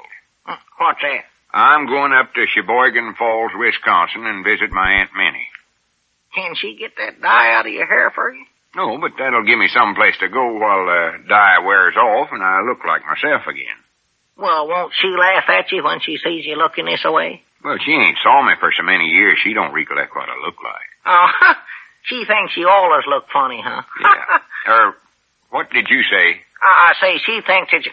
Doggies, wait a minute. There comes old Squire. Hope he's got the money with him. That's what I want. Goodness, let me get my hat on. Huh? I don't want to let him know about my hair. Oh. Be just like making a public announcement over the party line. There. Is my hat on straight enough? Yeah, turn around back there. Yeah, it's on fair enough. Looks fine. Yeah, howdy, Squire. Well, hello, Lum. Hello. Just leaving, are you? No, I ain't going nowhere. Noticed you had your hat on there. Well, he always wears that, Squire, 'cause Abner. Huh? Well, yes, I was getting ready to go somewhere, Squire, now that you mention it. Well, don't let me interfere with your plans, Lum. I came down here principally to talk with Abner anyway. Something about an insurance policy, wasn't it, Abner? Yeah. I want to collect on my head, Squire. You wanted to do what, Abner? See, he got whopped on the head with a wash tub. Oh. Yeah, I sure did. So now he wants to collect the money on that accident policy you sold him. Oh, yes, of course. Yes, indeed. Well, an accident policy is a great comfort at a time like this, man. Yes, it is. Yes, let me see your head there, Abner. Yeah, sure. Have a look at it, Squire. You can see right there where he got hit. Got whacked right across there. Yes, I see the ridge across there. Well, you're a lucky man, Abner. Lucky? Why, yes, Lum. Any man is lucky who is covered by a filbert skimp casualty. Let's see now, which one of our policies did you have, Abner? Well, I got it right here. Let's see now, where is that thing at now? I had it here. Laid it on the counter right there by you. Oh, yeah, that's it. Yeah, here it is, Squire. Oh, yeah, thank you, Abner. Filbert skimp, number 387J. 387J. That's a good policy you've got there, Abner. That's a good policy. Partial disability, floating compensation, single indemnity, tornado, fire, and theft. Yeah, that's a good policy, Abner. Good policy. Well, good for me. Hooray. How much money does he get out of it, though? Lum, if you're going somewhere now, don't let me hold you. Go right ahead. Oh, that's all right. I don't believe I have to go nowhere after all. Just sit. Yeah, how about that, Squire? How much money do I get? That's what I want to know. Well, that'll take a minute to calculate here, Abner. I have to check the disability clause and the compensation schedule, all that, you know. I suppose you have to write to the home office for all that stuff, though. No, we put all that right in the policy, Lum. Makes it more convenient for the policy holder that way, you know. That's the sole aim of the filbert skimp casualty. Everything for the policy holder, yes. And let me just take a quick look here now. We'll straighten this whole matter out in no time at all. That's a beautiful policy there. I like it heading we have. I like the eagle and them daisies Right. on the edge. Yes, yes, a very attractive policy. Well, let's see. Wherein the insured, as named above, shall be entitled to full coverage, except under circumstances described herein. Huh? Yes, that's right. Abner, exactly how far did the object which struck you fall before establishing contact with your head? Huh? He means how far did it fall before it hit you? Oh. I'd say it's about, well, let's see, it's hanging on that nail up there, and that'd make it about 3 or 4 feet, I'd say. 3 or 4 feet, That's too bad. States here, man, a minimum of 5 feet. Well, George, now there should be some way of getting around this here. I want to help you all I can, Abner, you know that. Let's see, you have full fire protection here. The store wasn't on fire at the time, was it? No, it weren't, Squire. Too bad. Yeah, that's a dirty shame. The store never burned down. Yeah, let's see, we'll figure this out yet. If this accident had only happened to you while you were traveling on the train, you'd be all set, Abner. But, of course, you can't travel nowadays, so that's out. Why can't I? If it'll help me get the money, I'll be glad to take a train trip, Squire. Well, that's unpatriotic, Abner. No one should travel unless it is absolutely necessary and essential, you know. All pleasure travel must wait until victory's been won. You mean a feller can't even go up to Sheboygan Falls, Wisconsin? Not unless it's a trip that will in some way help win the war, Lum. See, every time a civilian gets on the train or bus, he may be preventing a soldier from getting home to see his family before he goes overseas. Perhaps keeping a wounded sailor from visiting his folks during a furlough. Well, I don't think my hair would help. I mean, I never thought about that. Yes, well, that's something every American should think about quite seriously, Lum. Maybe I'll just have to wrap my head up in bandages after all. What's that, Lum? Oh, nothing, Square. Just tell Abner how he can get his money. Yeah, I was just reading some of the provisions here. If Abner could only been lucky enough to have broken a leg, he could have collected $500. $500? Doggy. And out of that $500, Abner, well, you could take $79.50 and buy our deluxe policy, giving you full coverage on everything.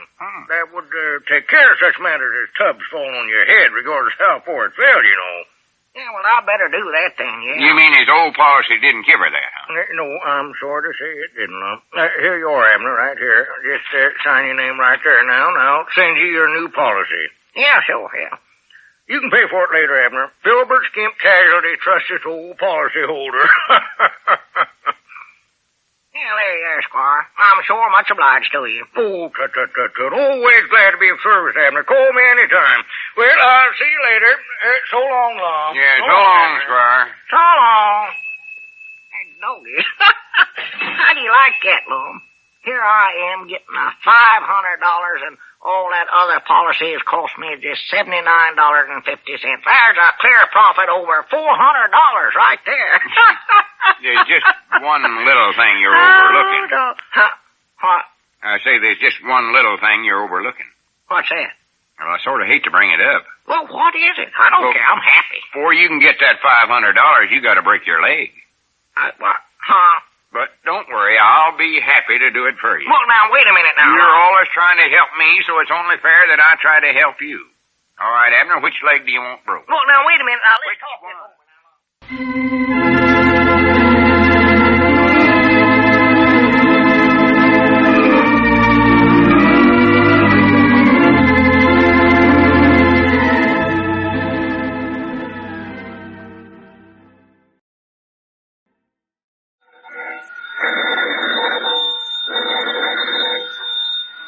Granny's, Abner. I believe that's our ring. I know this, Lum. I believe you're right. I'll see. Hello, jot 'em down, store. This is Lum and Abner.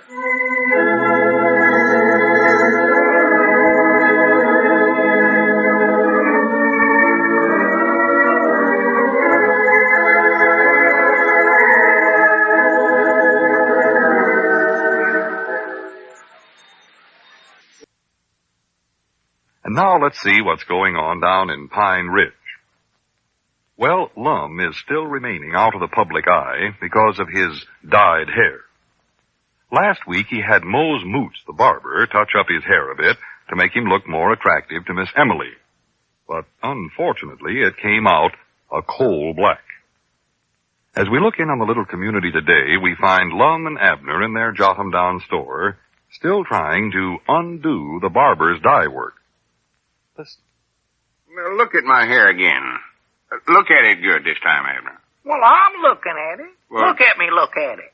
Well, don't it look no different to you? Huh? Don't it look just a little bit lighter? No. Looks just as black and green as ever, Lum. Looks blacker, if anything, I believe. Oh, for goodness sake, I was feared of that.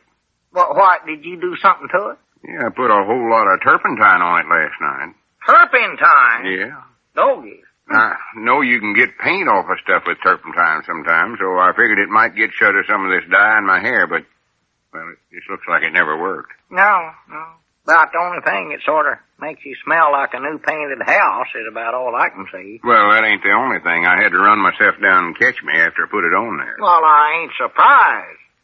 Oh, I'm ruined. That's all they are to it. That varmint Mose Moots.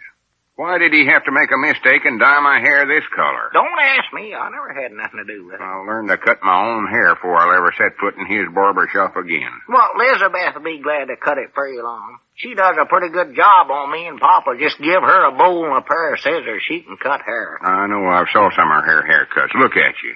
I can't. Grannies. Huh? Why do these things have to happen to me?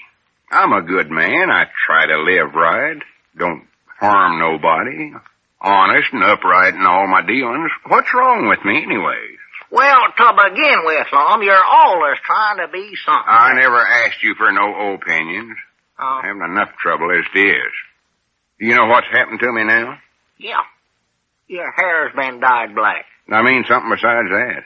I knowed it was going to happen sooner or later, too. What's that, Lum? What is it? Well, Miss Emaline called up Sunday afternoon and asked me for a date.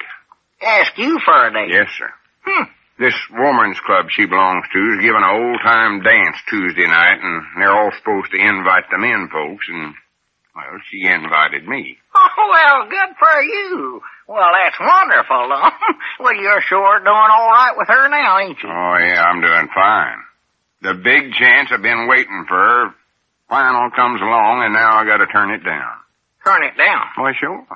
I can't dance all evening with my hat on. Oh, no. Men folks ain't supposed to wear hats. Women folks does sometimes. You might wear a sunbonnet, Lum. Sunbonnet? Yeah. Wouldn't I look fine dancing around there with a sunbonnet on? Yeah, no, that wouldn't look so good with that handlebar mustache of yours. That's right. I thought about a fascinator, but that won't work. No. Well, I just ain't going. I know I ain't going to let nobody see me with my hat off. I know that. Oh, yeah, that's right, your hair. If I ain't the unluckiest human that ever lived, I do not know who is. Do you realize this is the one opportunity I've been waiting for? Yeah. Ever since I met Miss Emaline, I've been wanting to get a chance to show her what a good dancer I am. If my dancing won't impress her, nothing will. Oh, yeah, you can dance all right, sure. I've never saw nobody could beat you at the two-step, I'll say that for you. Oh, yeah, no, there's one thing I know I can do good. Yes, sir, when them fiddles start up, they ain't nobody can outcap you crow-hopping around the floor, Lum. Crow-hopping? Yeah. I don't crow-hop around the room. Well, crow-hopping, it looks like to me some kind of hopping, I don't know. That was one time I had my galluses hooked up backwards. Oh, well. I sort of glide over the floor. Well, whatever it is, you sure do it. You can come nearer to doing a waltz and a kangaroo hop at the same time than anybody I ever seen in my life. You just never did dance with me. And I've had compliments. Well, I know it. I'm trying to say you're a good dancer, Lum. Ain't nobody can pump his arm higher and lower than you can when you once get started. And count louder. Yeah. And the best part of it is that it just comes natural to me, too. Yeah, dogged so I like the way you sort of grab a woman and pump your arm up and down 3 or 4 times to get the time of the music before you start your feet to moving. You don't make no mistakes that way. No, sir. Take me, for instance. I can't pump my arm half as high or fast either one as you can. Well, you're too short, Abner. That's your trouble. Short? It takes a tall man to be a good dancer. Like me. Yeah, well, you're the envies of every feller in town to dance. Well, I wished I was you at a dance, even. And to think Miss Emaline's going to have to miss out on all of that. Dad blame it anyway. Why am I so unlucky? Well, Lum, you ought to be able to figure out some way to get that dye off in your hair, surely. Yeah, I don't know what it'd be. Well, Doggins, wait a minute. Why don't we just throw a batch of flour on your head? That'll lighten your hair up, make it look gray again. Just rub some flour on there. I thought about that, but I know it won't work. I'd get to twirling around the dance floor there, and that flour'd blow right off my head. Look like a sandstorm. Yeah. More than likely blow right in Miss Emaline's eyes. Huh. No, that ain't no good. Yeah, might get to perspiring there and wind up with a cake or a loaf of bread on top of your head, too. Ain't no use. Now, there ought to be something. I've studied this whole thing over, and there's just one answer. I can't go to the dance. Well, now, wait. Let's think it over now. I've done thought it over. My mind's made up. You've got to get on the phone and tell Miss Emaline I can't go. I've got to tell her. Yeah. I couldn't do it myself, Abner. It'd just break my heart to hear the disappointment in her voice. She'd be sad, huh? Oh, yeah. I know I'd choke up and wouldn't be able to say nothing. You'll have to do it for me. Well, Lum, I don't know what to say to her. Abner, please do this for me. Just this one thing. All I'll ever ask you to do as long as I live. Well, I'll be proud to help you, Lum, but now... Please, Abner. I'll sweep the store out or do anything else you want me to do. Honest I will. All right. You better stand right beside me, though, and tell me what to say now. Yeah, I'll do that. I don't even know how to start it. Uh-oh. What was the matter? Was the line busy? Somebody talking? Yeah, a couple of women folks jabbering away there. Well, it just looks like we can't call Miss Emaline after all. Well, them women ain't going to talk all day long. I don't know. They come pretty close to it sometime. Well, try 'em again. I don't want to put this thing off no longer than I have to. Well, couldn't we wait till tomorrow, Lum? The dance is tomorrow.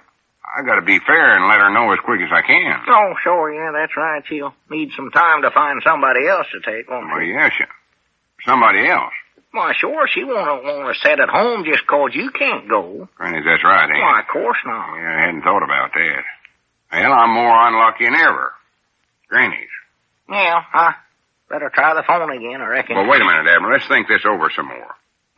Still flapping their jaws. Well, that's good. I might want to reconsider my plans here anyway. Be quiet, now, be quiet. This is interesting. Abner, hang up that phone. You oughtn't to listen that way. I'll hang up in just a minute. Abner, that ain't polite. I know it ain't. What are they saying? Just a second. Who is it? I'll tell you in a minute. Abner, you better hang up. Wait a minute, I don't as long this is your lucky day.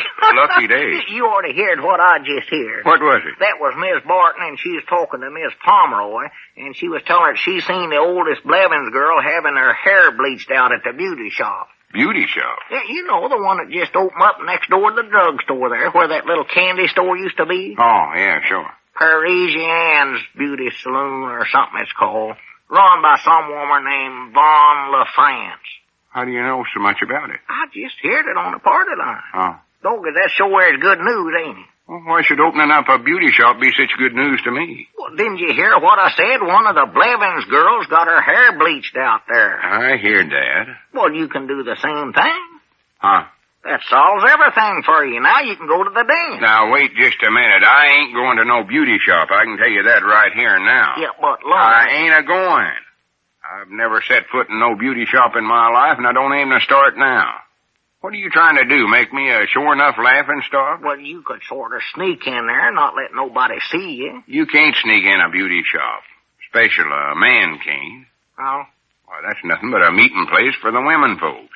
They sit there all day long with their heads stuck in some electric gadget and gossip. Yeah, I reckon you're right. I forgot about that. Well, why couldn't you make an appointment with Miss France to bleach your hair at night after everything's closed up?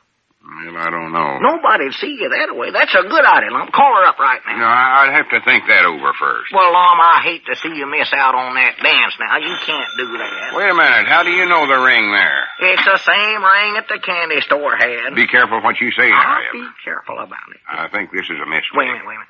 Mom? Oh, good afternoon. Is this Miss France? Well, I want to make an appointment for a friend of mine. Why, a hair bleach job. Oh, that sounds awful. Why, her name is Elle Edwards. Her name? No, not Ella. Elle Edwards. Lum, it's not a he. It's not a her. It's a he. Oh, this is the worst day I've ever lived. Well, see, he's kind of embarrassed about this whole thing, so he wondered if you could take him after you closed up down there, say about 8:30 tonight. Oh, why did I let him do this? Yeah, he'll more likely slip in the back door. Uh-oh. Yes, well, Miss France, please don't mention this to nobody. Oh, me. No, yeah, well, much obliged. Yeah, goodbye.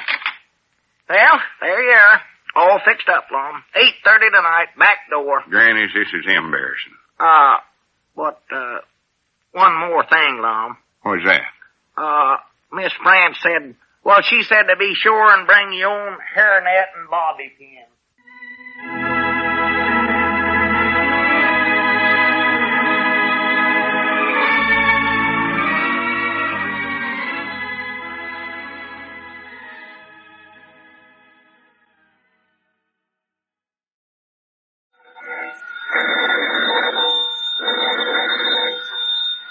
Granny's, Abner, I believe that's our ring. All right, Doggy Lum, I believe you're right.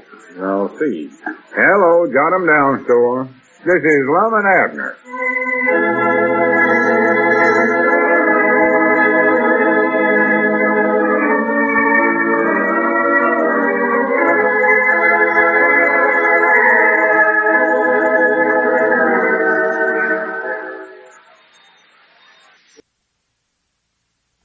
And now let's see what's going on down in Pine Ridge. Well, in a desperate effort to remove the dye from his hair so that he could take Miss Emaline to a dance, Lum accepted Abner's suggestion and made a secret appointment to have his hair bleached at Yvonne LaFrance's new beauty parlor. As we look in on the little community today, we find the old fellows in the Jot 'em Down store admiring the results of Miss LaFrance's artistry. Listen. Lum, I wish you'd help me with some of this work here and stop staring at yourself in that mirror so much. I ain't staring at it. I just taking a glance at it. Glance? Can't blame me for wanting to look at my hair now that it's back to its old natural color again. I'll tell you that Miss LaFrance sure done a good job on it. Yeah, she done a pretty good job, I'll have to admit that. Looks a little streaked, though. It's not enough to notice it, though, is it? No, I don't reckon you'd notice it. Well, listen, if you looked at it, then you might. Yeah, but if you didn't know that it had been dyed and then bleached out again, you wouldn't notice it looked any different, would you? Well, no. Not on a dark night, anyway, you wouldn't. Well, I'll tell you, I'm just so happy to have it done this good that I don't care what it looks like. Yeah, well, you look like yourself again, I'll say that much for you. Did Miss France wave it up for you, too? Put that curl in it? What makes you ask a silly question like that? Well, if she didn't, you must have, Lum.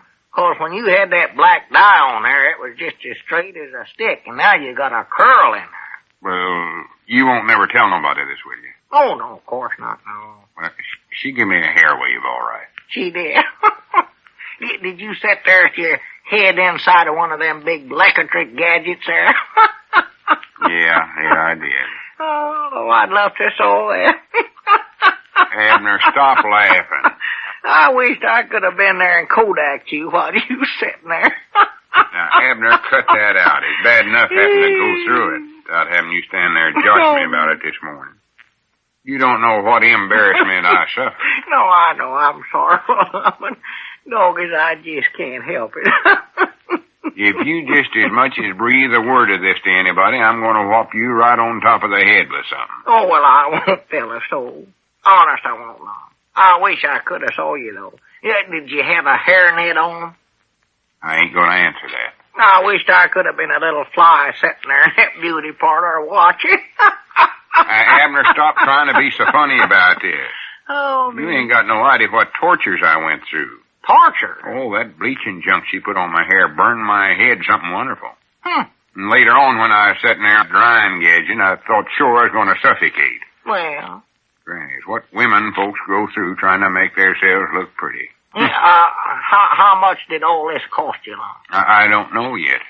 Don't know? No, it's so late when I got done there, I just forgot my pocketbook anyways, and she said she'd send me a bill. Oh, well, bound it'll cost you a lot of money. Oh, I know it will. I don't know just how much, though. More than likely cost $1.50 or $2.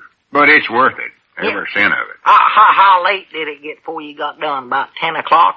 10 o'clock, nothing. It was closer to 2. 2 o'clock in the morning? Yes, sir. Oh, that bleaching stuff takes time.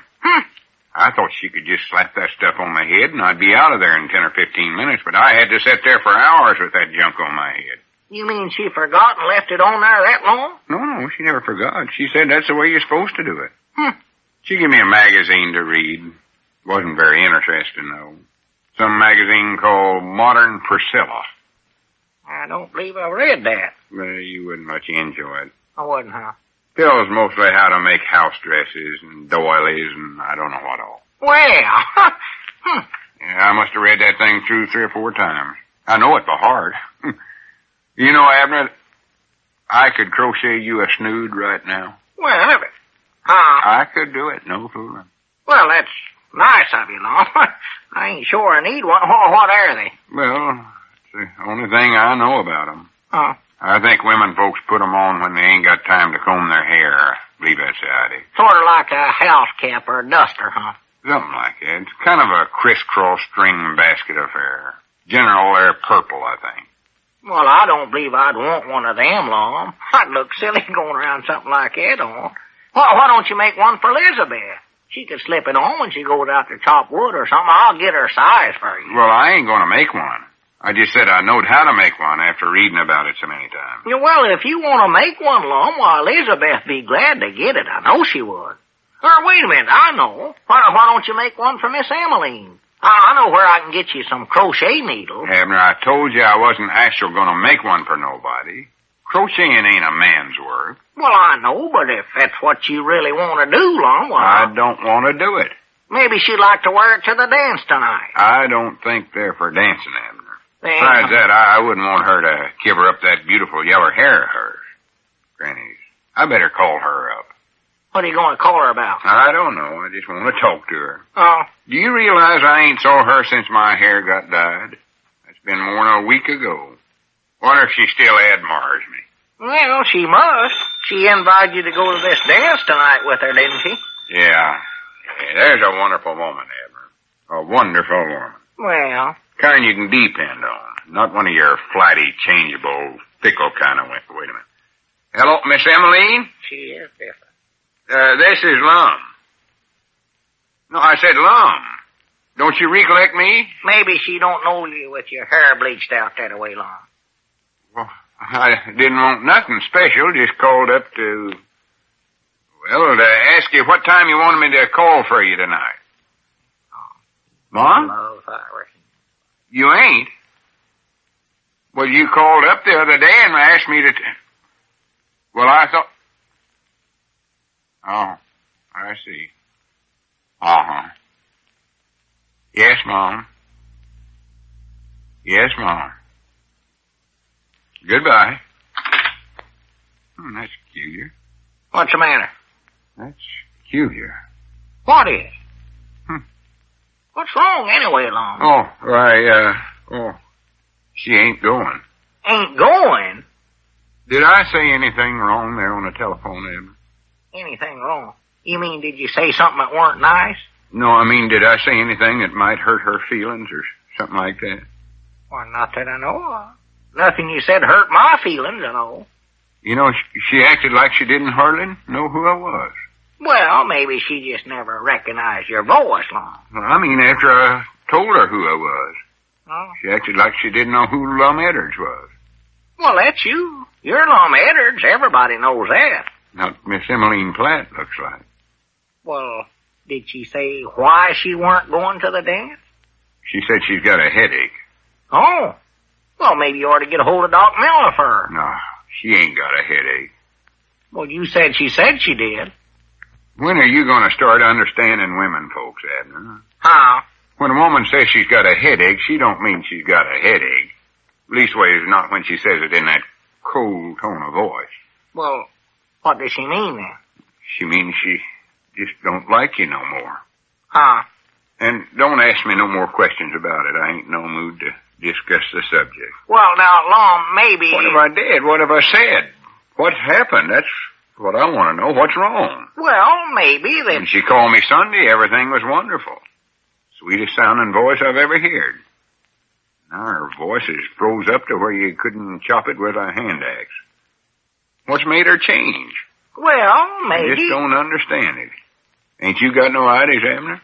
Well, maybe. Don't just sit there. This is the time when a feller needs friendship and advice. Yeah, well, maybe. What is it I've done? I don't see. Well, maybe that, Mom. Well, maybe what, Abner? Maybe. Dogged, I forgot what I was going to say. Oh, wait a minute. I better get the phone. Maybe that's Miss Emaline calling back. No. You could have heard the tone of her voice. You'd know she ain't gonna call nobody up. Well, maybe she might be. Hello. Got 'em down, store and library. Abner Peabody doing the talking. Mom? Oh, well, how you, Miss Barton? Well, that's good. No, Mom, that double boiler ain't got in yet. Oh, yeah, we put in an order for it. Yes, Mom. Yeah, we'll let you know just quick as it gets in. Mom? Ask him what? Hello? Hello? Oh, that's funny. What happened? Why, she said, ask Lum how Yvonne LaFrance is. And she just giggled and hung up. Oh, my goodness alive. Do you reckon she knows about me getting my hair bleached? No, I don't know. She sure acted cuter about it. Granny's, I hope nobody else finds out about it. I'll die if they do. Well, I ain't told nobody, Lum. Honest, I ain't. Not even Elizabeth. I ain't breathed a word of it to nobody. What a beauty day. Oh, for the land's sake, Cedric, don't sneak up on a feller that way. Scare a man half to death. Yes, well, Mr. Lum. Say, Mr. Lum, how's Miss LaFrance? Wait a minute. Do you know about that, Cedric? Oh, yes, Mama. I heard Mama telling Papa about it at breakfast. Oh, my goodness. Where'd your mama hear about it? Oh, she got it direct from Sister Simpson. Sister Simpson? Uh-oh, you're ruined, Lum. Plumb ruined now. Oh, me. If Sister Simpson got your hair... What's that about getting your hair bleached?